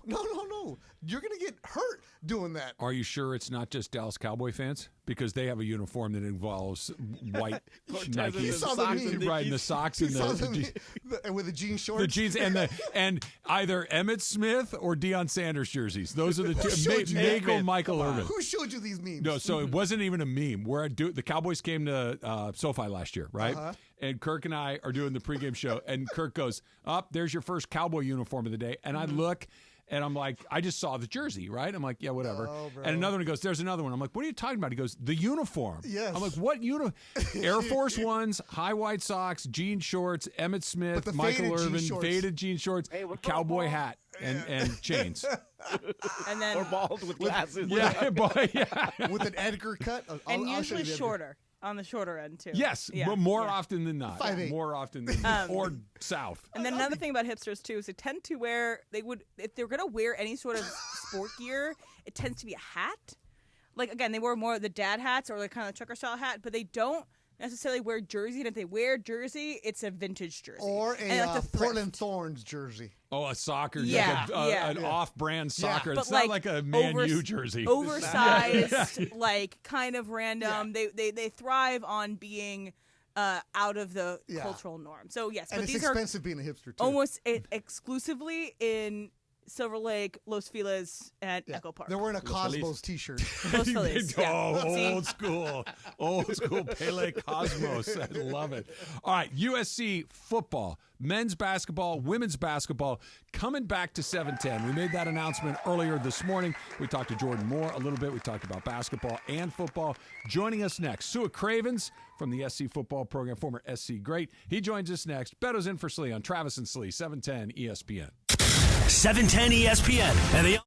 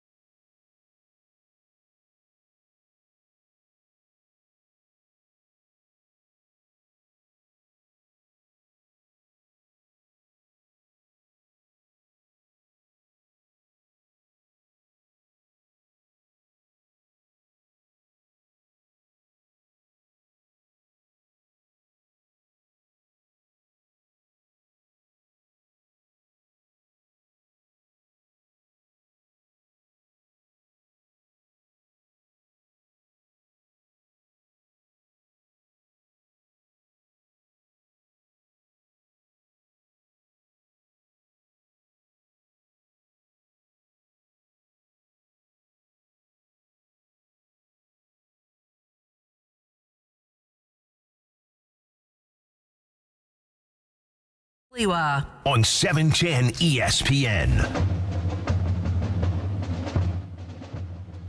We were thrilled to announce earlier this morning that USC is returning to 710 ESPN. USC football back on 710. USC men's basketball on 710. USC women's basketball back on 710. And very pleased to announce our next guest, Su Cravens, who, of course, is part of the USC football team 2013 through 15.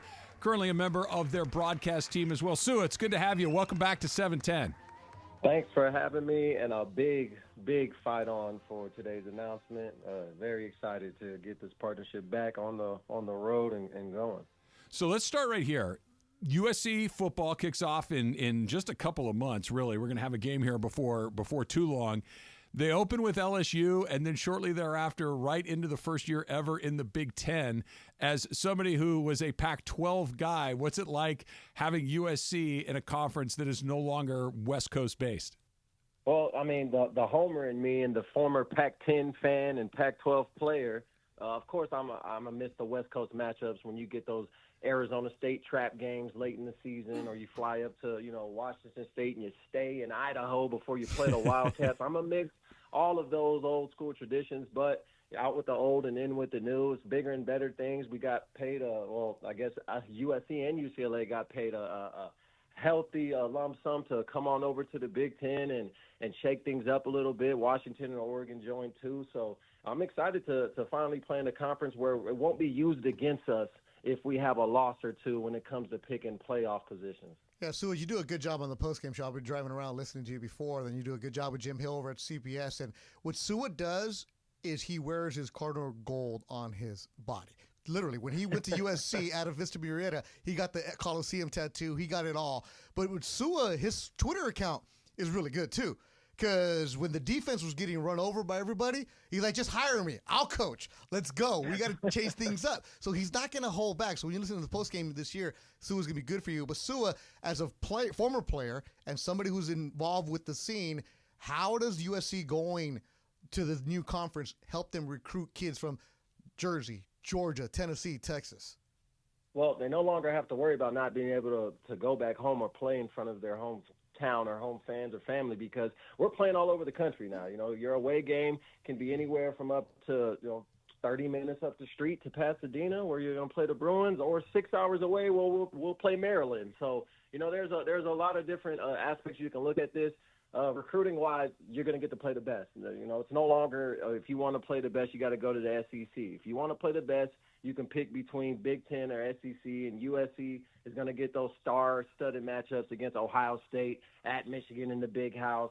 You'll still play Oregon, you'll still play Washington, but you'll play Penn State in a whiteout. If you're a true college football fan and a college football junkie like I am, you got to be salivating looking at a lot of these future potential matchups. Su Cravens joining us here on the Trav and Slee Show. Betto's in for Slee today. You mentioned, Betto, that, Su had been critical of the defense, and obviously that had kind of been the thing that SC had struggled with over the last couple of years. And Su, I wonder, obviously Lincoln Riley and the offensive mind that he has, the multiple Heisman Trophy winning quarterbacks that he's developed, they're going to score points. What does D'Anton Lynn coming over from UCLA to SC bring to that side of the ball? And could you see an improvement that goes from where they were to all of a sudden we're talking about one of the better defenses in the country? Yeah, well, let alone at the spring game, I saw upgrades on the defensive side. Just DBs actually playing the hands of wide receivers and not looking lost. Guys lining up pre-snap, showing coverage shells, but not necessarily giving away the defensive call. Those were things we didn't see a lot last year. But, Coach Lynn, he brings confusion. He has a special way of lining up in 3 to 4 or 5 different formations a game. He runs a multiple defense, but you never know what coverage he's in or what zone blitz he's bringing. He has looks where it looks like cover one and they drop to a cover two look. A cover two look that's really a 3 buzz or a fire zone. So confusion, the smart defensive players, but no scheme will help the Trojans if we can't get those big uglies on the front seven on both sides of the ball. We're going to need it. Teams like Iowa, those are trap games now. And a team like Iowa has an elite defense almost every single year, and they will beat you with 3 field goals if they have to. So we have to get big. up front on both sides of the ball if we want to compete in the Big Ten. Yeah, so we all know about the USC Alumni Network. If you want to be a broadcaster and you go to Annenberg, you're good. You're good to go. But the Alumni Network with the football is very important also, and I know you're part of it. How do you, the alumni, football alumni, how do you guys get more involved with Lincoln Riley and make sure that the NIL or the collectives are there? That way kids down the street aren't going to the Georgias or the Texas. Well, we have to show that these kids that USC football is not only relevant, but it is Los Angeles. And this partnership is one great example of showing the steps that USC football is going to take for the future to compete with everybody else around the country. We have to be relevant. We have to be the premier football team outside of the Rams and Chargers. And I think it might be a little bit more important than the Chargers. But we got to be the premier football team in L.A. for these kids to see that not only is NIL possible and making a ton of money there, but yes, as you said, marketing yourself, networking, and that's one thing that USC preaches. Their alumni network, I can attest to. I wouldn't have my position or my job that I have currently if I didn't network and rub shoulders with very important people at my time at USC and my time continuing to go to the games and work there. So we got to show that these kids that not only do we provide a football team that you can compete at, but a future beyond football where you will be okay and you will be a man outside of that football player identity. And I think USC has been doing a great job in taking steps towards that. USC football and both men's and women's basketball are returning to 710 ESPN. Su Cravens is part of that football broadcast team. He's joining us here on Trav and Slee. And kind of staying in that world, Su, talking about the NIL and the portal and all these things that have changed so dramatically in college athletics over the last few years. And I fully support the athletes getting whatever they can get. For such a long time, they were not getting their fair share, and I'm thrilled that they finally are. But it has created this environment where players move around so much. I'm curious, as a former player, when you see this, and a kid that's on one team this year is on the team, the rival in the conference the very next year. I'm glad that they can move. I'm glad that they get what they get, but it is weird, like free agency at the end of every college season. Yeah, no, I mean, we can call it what it is. It's trash. I don't like that. I don't like the option to decide that you're all in and one time and then you can leave whenever the moment that you don't like what's going on or if you don't like where you are on the depth chart. I committed to USC when I was 16, my junior year, as the number one safety in the country. Didn't even take a visit anywhere else. I didn't need to. I know where I wanted to be. And even when I had 4 to 5 different head coaches at USC, I stuck it out. That's just my prerogative. That's just how I go about things. I'm loyal to a fault, I guess. But I like that these guys have the option to move. Obviously, there are extenuating circumstances that come up that kids can't foresee, and sometimes they need a new fit and a new beginning. But I think that there needs to be some type of rules and guidelines implemented to where if you're accepting NIL, they need to be one-year deals where the moment you accept an NIL and sign a contract, you are locked in for the bare minimum of a year. Well, there is no decommit in the spring or decommit in the summer and transfer. I think there definitely needs to be some limitations to this transfer portal. But we like the freedom for these kids. However, there needs to be some type of responsibility and liability on both parties. All right, Su Cravens, I always knew you were going to be a broadcaster. You're a good football player, stand out in high school, college, played in the NFL. But you know how I knew? How'd you know? Remember in high school, you used to come on a Friday night radio show after your games? HS Game Time? That was me.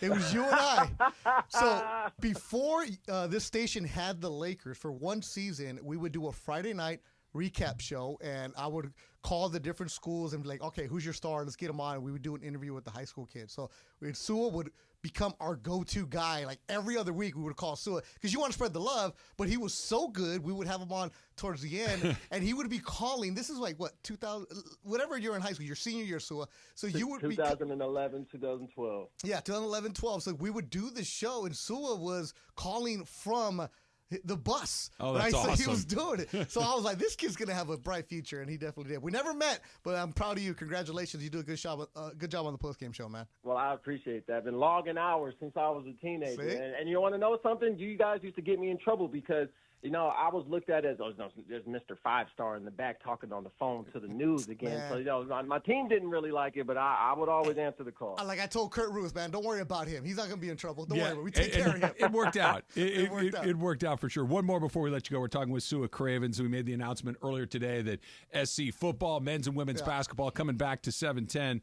I'm sure the answer is not easily, but I'm going to ask it anyway. How do you replace Caleb Williams?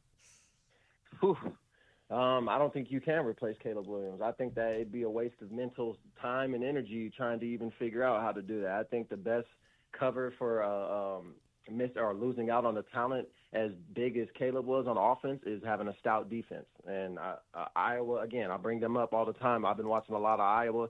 CFB 24s dropping soon. So their defense is something that we need to model our game after. When you don't have an explosive offense or an offense that can get those chunk plays or an offense where you need 12 to 14 play drives that might end in field goals, you need a defense that gets the ball back into the offensive hand and creates more time of possession so we can clock manage. And I know it might not be the pretty girl at the ball that everybody wants to see, but there's nothing wrong with bringing home a 7 every now and then, So we need this defense to be stout all game, all 4 quarters, and not put so much pressure on Miller Moss to be Caleb Williams.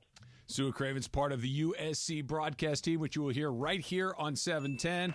Football, men's and women's basketball returning to 710 ESPN LA. Su, it's good talking with you. Thanks for your time. Appreciate you having me on. Fight on. You got it. Fight on. You know what's hilarious? Both Jordan and Sue did it twice. Jordan did it once, too. They keep bringing up Iowa. Yeah. Like it's one thing because that's the trap. Like before, it's Arizona State when you're in the Pac-12, right? But Iowa's such a specific Oregon State night. But Iowa's such a specific brand because they're really physical. They can't. If you gave them a month, they're not scoring 2 touchdowns, right? All they do is punt and kick field goals and beat you up in the trenches. Yeah. But you might also not score 2 touchdowns. Well, then now exactly right. 3-0. And now both of these guys making when we have them on today, both of them bringing up Iowa, I think is really interesting. Go Hawkeyes. Never. Where's Hayden Fry at? We painted our locker room pink. Ooh, amazing strategy, guys. How about you get somebody that can throw the ball down the field? Hot and Cold's coming up next. It's Travis Lee, 710 ESPN.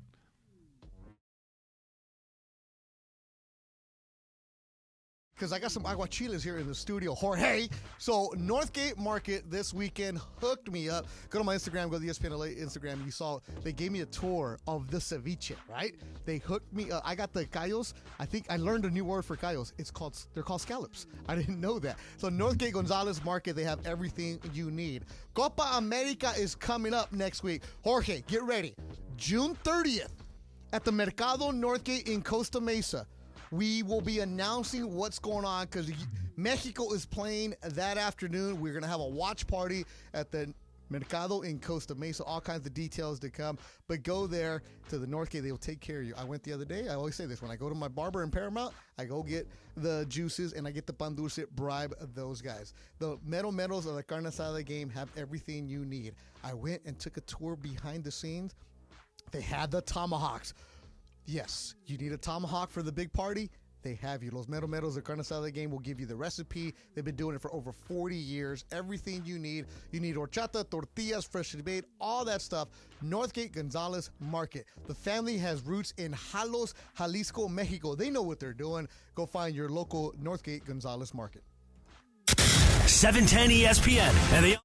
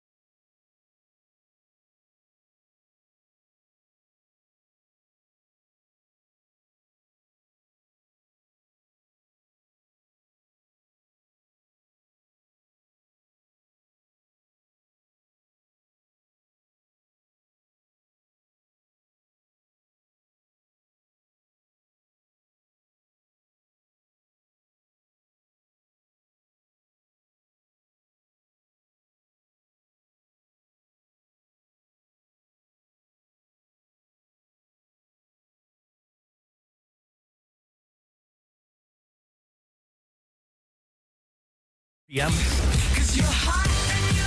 Who's hot? Who's cold? Thanks to Next Gen. Boy, time for Who's Hot, Who's Cold. Take it away, Producer M. Hi, guys. What's What hot? are you yelling about in there? So Austria nearly scored. Oh, Probably there's a should game have going scored on France right there. Their striker had basically one-on-one with the goalie. Goalie makes the save. The ball still should have gone in because he followed through, but okay. Austria blew one. It was close. And they're the underdog. They're going to have to score these moments. No, And- they don't. We need France to score. What's the Okay. money line? Okay, sure. Huh? It was like 125. It wasn't that much. France is the favorite. So speaking of this, Euros isn't necessarily the Olympics, but I've got Olympic fever, so that's what's hot for me. You do. Yeah, Me because too. I got my tickets yesterday. amazing. For the Olympic. Oh, that's right. You're going to be there. I'll be That's there. right. I Yeah. forgot about that. So I'm excited about the Olympics because I spent the weekend watching swimming Olympic trials. Me too. So here is Yes. 2 stories that I want you to keep track of for the Olympics because both of these people will be going to the Olympics now. So Katie Ledecky, as per usual, just smoked everybody else in her heat. Wow. So she swam the 400. So she's a long distance swimmer. She's like an 800, 1500. It's her typical events that she swims. So that's about 800 meters and then the mile. She swam the 400 this weekend.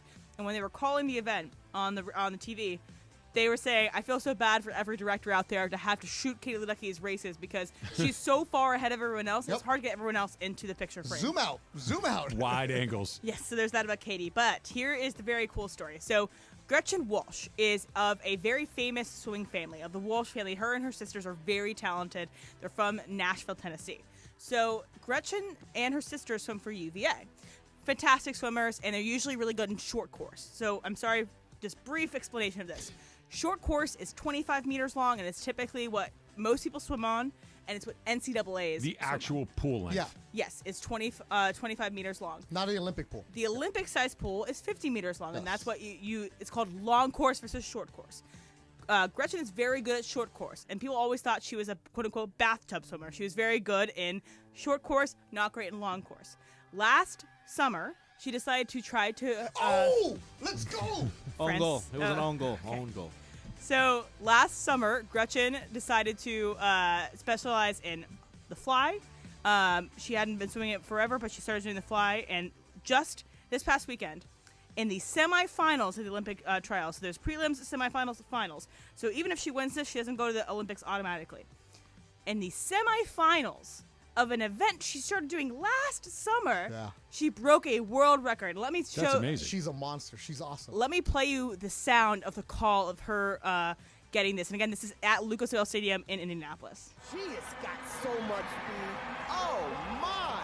25.4. That's under world record pace.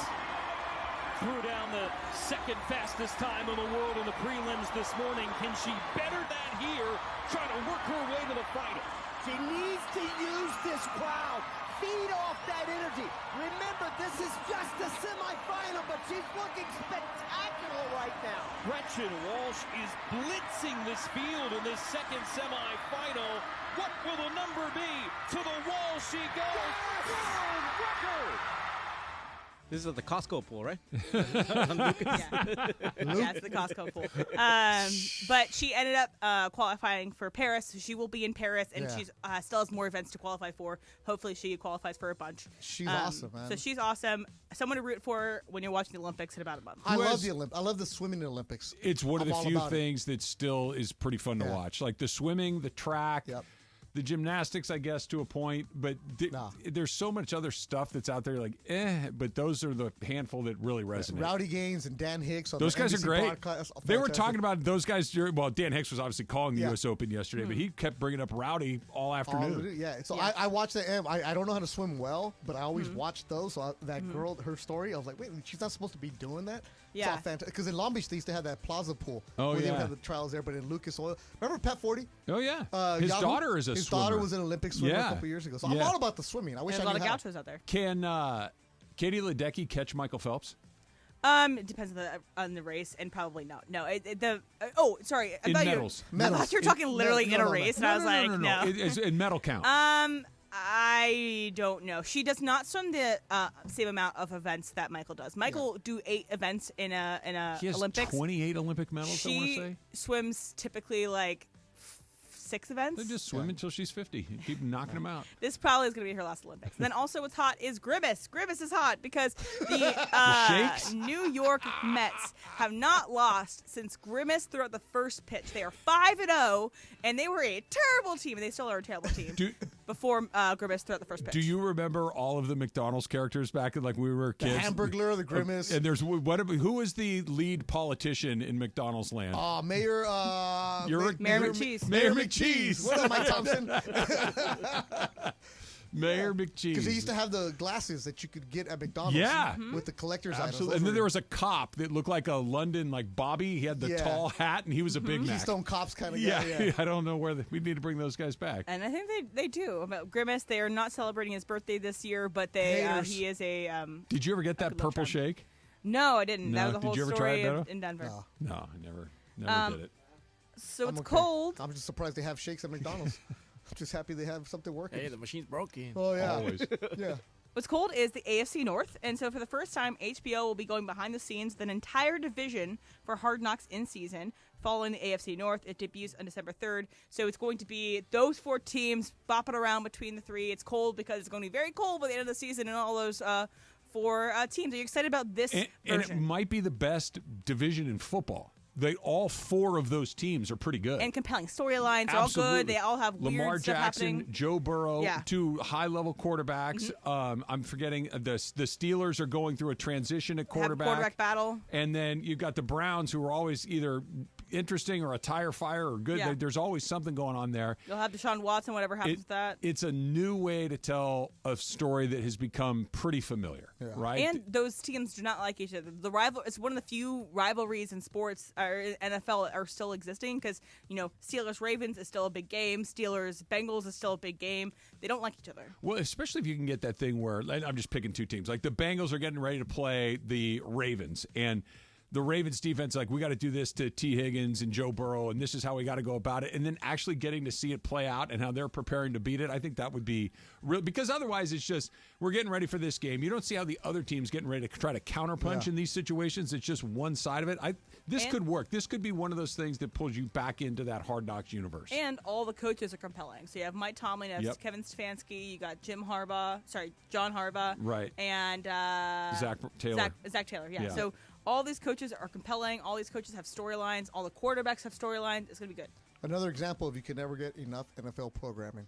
In season, you're going to have because last year they did it in season with the Cardinals, right? Yeah. And that was whatever. I saw a couple episodes. Hard Knocks has gone stale for me. This is different. In season stuff, teams, I like it. The preseason Actually, last season one was Dolphins. The season before was the Cardinals. Oh, yeah, exactly. They're all blended. The preseason one is so predictable. Yeah, it's rookie, it's vet, it's coach. It's the cuts. Getting cuts. And it's good. It's incredibly well done, but it just I haven't feels watched like Hard Knocks in a while. No, this last one was interesting because Aaron Rodgers was there, but this is a really, really good idea. Who's hot? Who's cold? It's brought to you by NextGen, the official AC heat and plumbing company of SoCal sports fans. Call 833-3-NEXTGen. That's 833-3-NEXGEN, or visit nextgenaaronplumbing.com. The Dump coming up next. A little super crosstalk. Betto's in for Slee on Travis and Slee, 710 ESPN.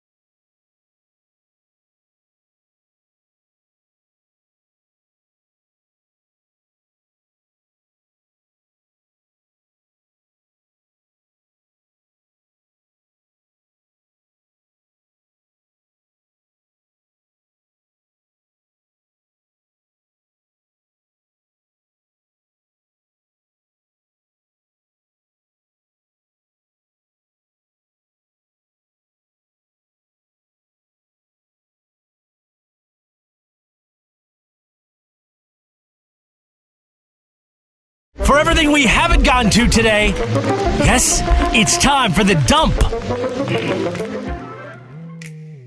So if you know this date, then you know where we're going to go here for at least a few minutes, if not for quite some time here. Today, June 17th, 1994, is maybe the most jam-packed day in the history of sports, and for one very specific. Like, occasionally all this stuff will kind of come together and you'll have a lot going on one day. Here's what was going on June 17th, 1994. Arnold Palmer, one of the great golfers of all time and one of the more famous American athletes of his entire generation, played in the U.S. Open for the final time at Oakmont, which was his home course. The World Cup opened up in the United States, in Chicago at Soldier Field, with none other than Oprah Winfrey and Bill Clinton kicking off the entire thing. The NBA Finals were taking place. Game 5 between the Houston Rockets and New York Knicks, with the series tied at 2 games apiece, was taking place. The New York Rangers were celebrating their first ever Stanley Cup victory since 1940 with a ticker tape parade down the, I believe it's called the Avenue of Champions in New York City. Last ticker time tape that parade. New York was good at sports. Absolutely. And, oh yeah, by the way, the OJ chase. Yeah. It was a Friday. It was so bizarre. I remember just one thing after that. I think Ken Griffey Jr. was like going on some crazy home run chase too. Like, he hit his 30th home run and it wasn't even the middle of June. It was all of these things going on, but the OJ chase, kind of all of a sudden everything just got shoved over to the side, and we all remember. We were talking a little during, but you were in junior high? So I was in junior high.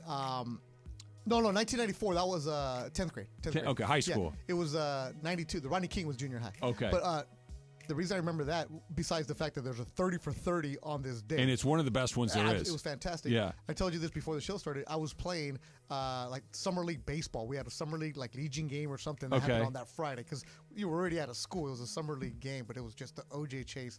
It was crazy, because the funny part for us was my uncle had a Bronco, but he had a blue one. So for the longest time, mi tío Javier became OJ. Mi tío OJ, because he had a Bronco like that.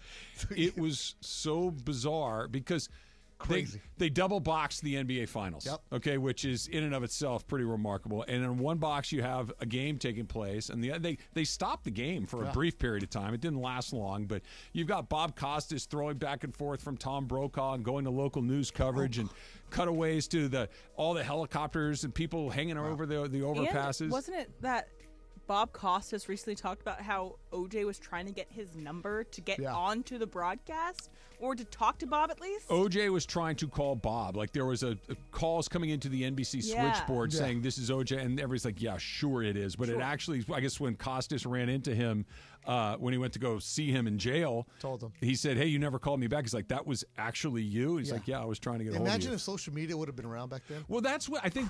Ireland's in here right now, too. I think that's a big part of what makes this so memorable for me. And it was monoculture, right? Everybody was watching the same thing. And no matter what you were watching, it cut away to this. So one of my 19 jobs in life was, for 2 years, I was the voice of the San Diego Soccer's indoor team. Yeah. All right. And they had a game, indoor soccer, and that team in San Diego was ridiculously successful. They won like 6 titles, and they had all-stars at every position. So I'm calling the game. It's the same night as the NBA Finals.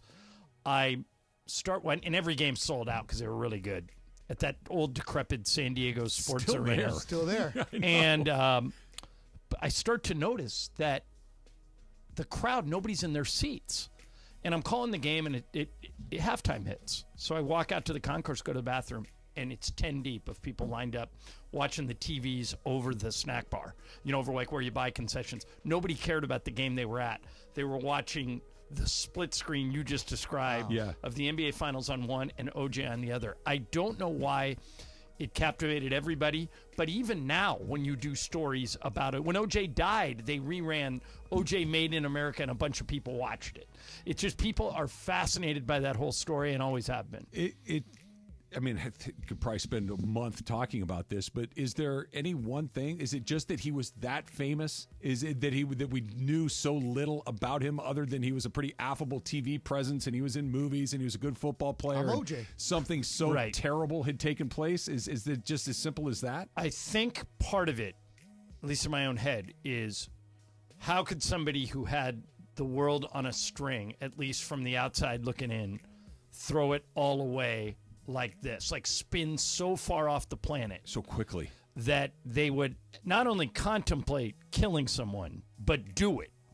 And it's just, you can't believe that it actually happened. Andy, do you remember, today is the anniversary of the O.J. chase, the June 17th, 1994, where all of those things in sports were taking place. You had the NBA Finals, Arnold Palmer's final round, the World Cup opened up, the Stanley Cup victory parade for the Rangers in New York City. But all of it's just like, oh, that was the day of the O.J. chase. Yeah, I absolutely remember it. I was watching the NBA game, Knicks Rockets on a split screen. On a split screen at the place that I lived in at the time, rented house in Venice Beach, and it was just absolutely surreal. Like, before all of this happened, OJ was for a period the celebrity that I used to see out more than anybody else. On the west side, huh? Yeah, out on the west side. You know, I lived in Venice Beach. I think around that time it coincided to when I worked at the Brentwood Chin Chin. Okay. So there was a That's lot of West right LA going where on. the heart of But I where remember, everything like, went Right down. next to Mezzaluna. Right, Yeah, right. Yes.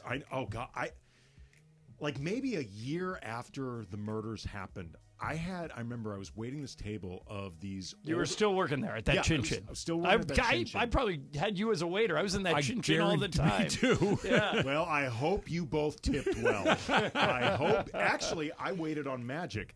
Phenomenal tipper. You told me that you waited on Donna Martin, too. I waited on Donna Martin Two, and four, six, eight. Let Donna Martin Kathleen graduate. Robertson and Tori Spelling.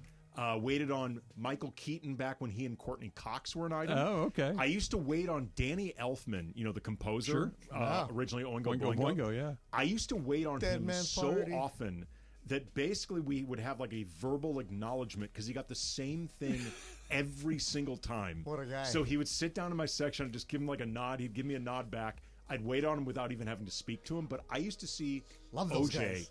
in that Chin Chin. Well, His daughter I won. Arnell. By the way, Andy, I won $10 once from somebody I worked with in Beaumont, Texas, because I, like Danny Elfman, was a huge creature of habit.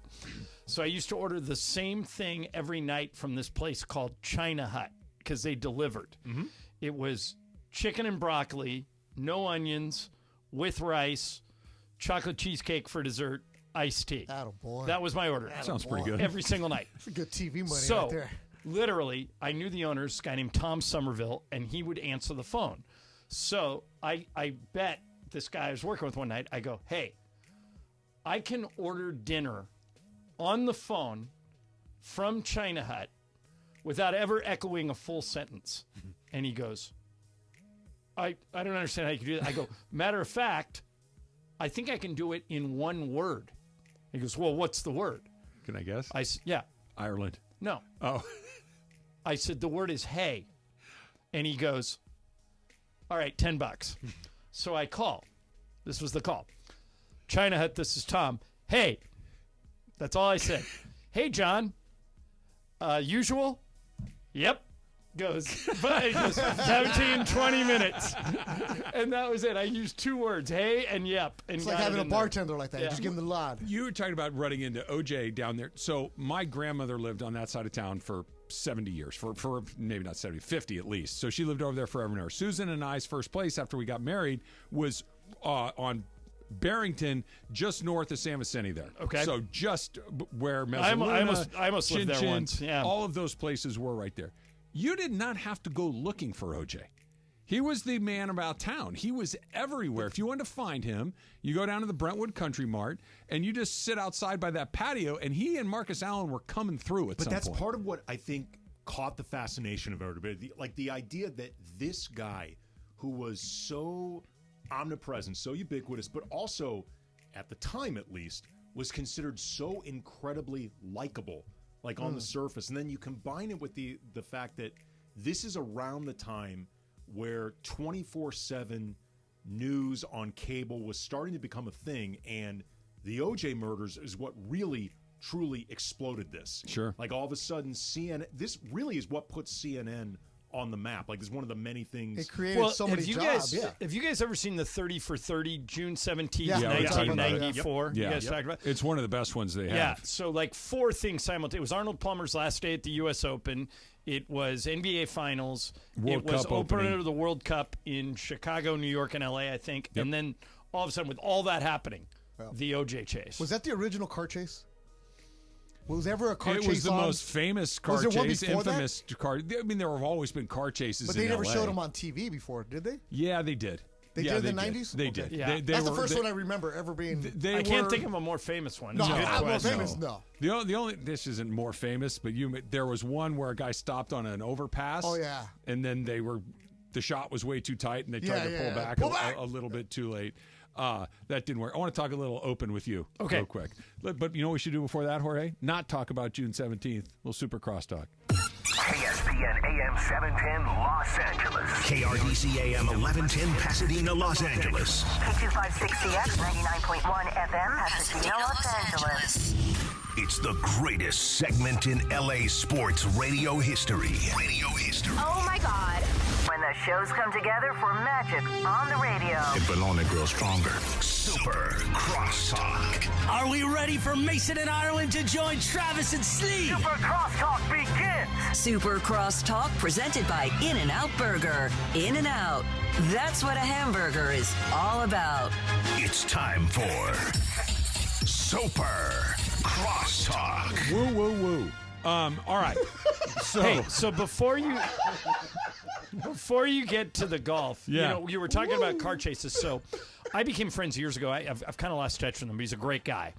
With a guy named Peter Millman, who was one of the writers for Seinfeld. Yeah. He used to be an intern for Howard Cosell. Okay. Way back in the day in New York. Pete's a New Yorker. Used to play pickup basketball with him. He's a little older than me. Great guy. So when Seinfeld became the hottest show around, all those writers, all those producers got spin-off shows. And Peter's show was a show called It's Like You Know, about what life is like living in L.A. And one of his first episodes he wrote was, it's 3 guys living in a house, and one of their friends from New York comes into town, and there's a car chase on. And the New Yorker guy says to the other 3 guys, man, this car chase has been going on forever. Can we watch something else? And the other 3 guys start laughing. And they go to the New Yorker, go ahead. And the guy starts flipping the channels, and it's on every channel. And when I got to KCAL in the mid-'90s, I said, is it automatic that if there's a car chase, we're dropping whatever we're doing and going to it? And my news director told me, John, it quadruples the ratings.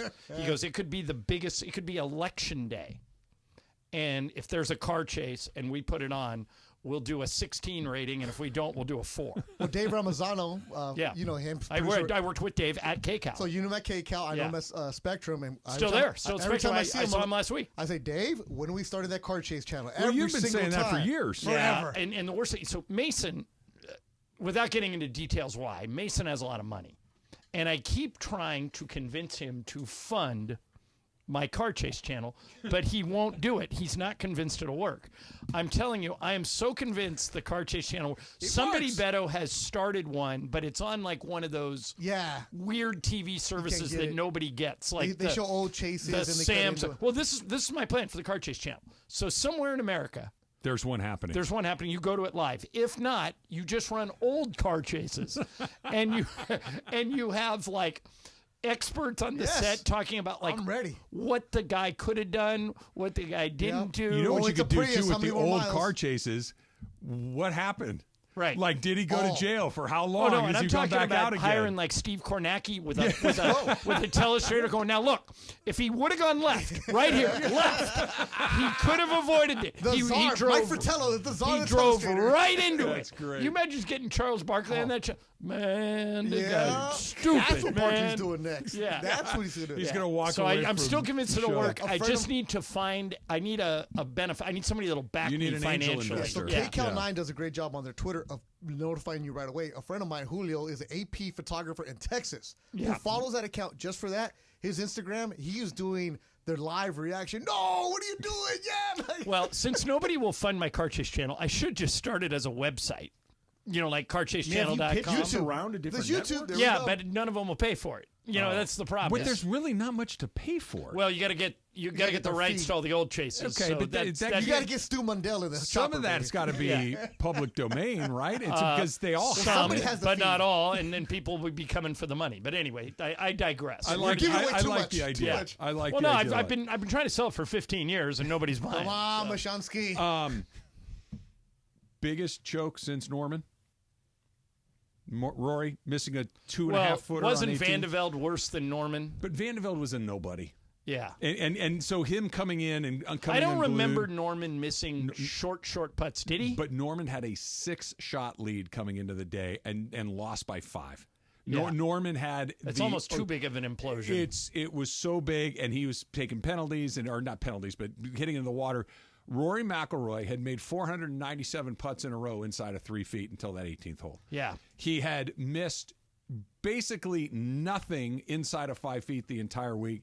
He missed 2 in the final 3 holes. He bogeyed 3 of his final 4 holes. And it's not like DeChambeau was lighting it up. He was just fighting he for was his spraying life the ball along all over way. the place. Biggest choke since Norman? Probably. But I'm not like a lot of people that think Rory is done. I think he's going to win another major. I think that this Been is close a lot. Well, and in the last 2, He threw out he's three, been 3 of the last second. 5 majors. He's Yeah. lost by 4 shots total. He'll kick down the door eventually. I wonder, what do you guys think about this? So he's had, and I won't go into total details on this, but you can Google it. He's off the course, had a very traumatic 3 months. Yes. A lot of stuff going on. Was announced he was getting divorced, announced he's reconciling, a On lot of and off rumors that in live- between. on and off that live thing, Right. too. And golf is, as you know, Trav, is incredibly mental. Sure. And I wonder if what's happened to him off the course for the last 3 months just manifested itself. It sure didn't yesterday. help, but here's But the. you're not thinking about that as you're lining up for that. But how do you explain it? 496 for 496 inside. Betto, that's what- not like. Here's the If I was explanation. 75 for 75, Yeah. that's pretty impressive. 496 out of 496 means that's automatic. But you think on that putt, he's going, man, my wife / ex-wife / No. live. But I'm thinking he's overthinking it. But he got that close. It's a It tap in. was nothing more than he'd missed 2 holes before. You Right. know this plan. That That's had he, what- had and he then made you're that- going, okay. He runs it right He in the was in back his of the head hole. with that. This was anybody that's ever put a golf club in their hand knows this feeling. The second you miss one of those short ones, you're convinced every short one's going to miss. And you here- start worrying keep about thinking about You it, keep too. thinking about it, and even if you make 1 or 2 more, you're convinced that it's in your hands that day. Right. And you got to make 400 in a row before you start thinking it's not going to happen. That being said, I think it's all of those things. It's the Live PGA merger that he was kind of the forefront. They screwed him on that deal. All of a sudden, he files for divorce from his wife, and then there's rumors out there after that, and then he's back together with his wife. All of these things, bad putting. The crowd was kind of for him and kind of for Yelling the other guy. USA, USA. Did you hear when the he's rumor putting. about that? No. Rumor that I heard on a podcast. Okay. That those were paid live people to chant USA, USA. Really? for Wouldn't Bryson. surprise me. Yeah. Can you I pay for actually, that? DeChambeau's won me over. I used to be. You buy that? Yeah, I used to be kind of anti-Bryson, but now I love him. I You think liked he's, that yesterday? You thought that was sincere? I did. thought that was so phony. In what way? What's phony about it? It's so different than what he had been doing for such a long time. It was so programmed. It just rang in my soul as deeply insincere. Yeah, That was a good PR team right there. It was well executed. I just didn't think that it was sincere. The cameras were in the right spot every single time. But I mean, he doesn't have to interact with the crowd like he did, and apparently he interacted with the crowd the whole day. Like if you read people that followed him, they were stunned at how personable and how friendly he was the whole week. Did you get a chance to watch a decent chunk of it yesterday? Yeah, most of it. Okay. Did you get the sense that Brandel Chambly was openly rooting against him? Yeah, because he kept making the point. He goes, the biggest thing Bryson DeChambeau's had this week is luck. Yeah. Because every time he hits it in, Which, by the way, he wasn't wrong. Well, except that I looked at that differently. Every time he hit it into one of those waste areas, I've played Pinehurst number 2.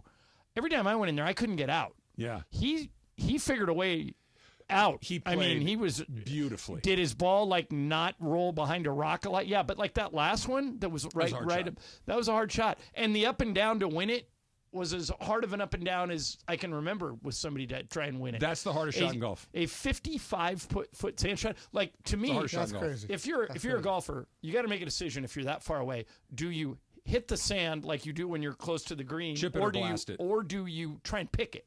I always try and pick it. He didn't even think about picking it. No. He just hit the sand as hard as he possibly could, and the thing flies to 3 feet. Well, he's so strong that he can blast it from that. You and I can't do that. Did you guys see there's a guy that works for the Golf Channel, and he recreates shots after the tournament is over. Yeah, I saw that. So this guy jumps in the sand where DeChambeau was. He goes, all right, I'm going to try and do this shot. I don't know how I'll do it.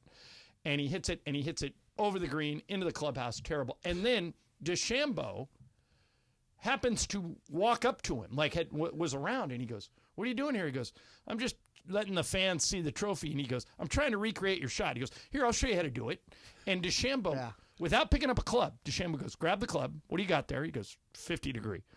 He goes, okay, wind up and hit that spot right there as hard as you can. Exactly what you just did, but just take more sand. And the guy goes, okay.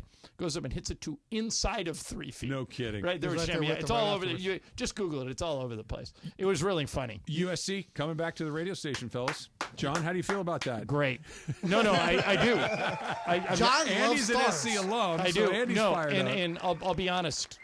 Full disclosure, the radio station's a lot more fun when we have USC here. All of a sudden now, especially during football season, we put on a really good show on game day. We have really good tailgates and really good. And Pete Arbogast's coming on today with us. How do you do? He's a great college football announcer. Yes, he is. I think that having USC, and by the way, they're going to be good in basketball, both men and women. So I think having USC back is a huge deal. I'm excited. Can't wait. I always thought when they left that was stupid. Stupid for us to let them go. It's good stupid for for them to everybody. go to an on-sports station. All is right with the world. And Andy, you got your alma mater right here now. Good stuff. I'm excited. I'm very excited. There was a year where I did USC pregame. It was a lot of fun, even in the Clay Helton era. It was fun to do. Well, Clay was a great guy. Not a very good football coach, but a great guy. Right, but the season, certainly for a lot of fans, was not necessarily the most fun to live through. No. It was the year that J.D. Daniels ended up the starting quarterback, but I had so much fun doing that show all season. I did it for 2 years, and both Clay Helton years, and it was super fun. I enjoyed it a great deal. But what I did miss, and you just mentioned it, John, is my time here at 710, which I'm 9.5 years at this point that I've been here.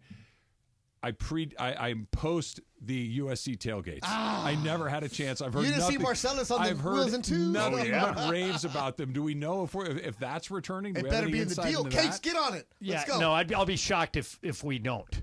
Good. Yeah, That's I'll all I be need to shocked hear. if we don't Taco guy? recreate that. Those were good tailgates, man. Yeah. What do you mean? Oh no. Got everything you need, guys. Well, that's what I want. That's And all- if that's what I need, then that's what we want. You will be taken care of. Trust me. Excellent. All right, boys, have a good show. Super Crosstalk was brought to you by In-N-Out. In-N-Out. That's what a hamburger's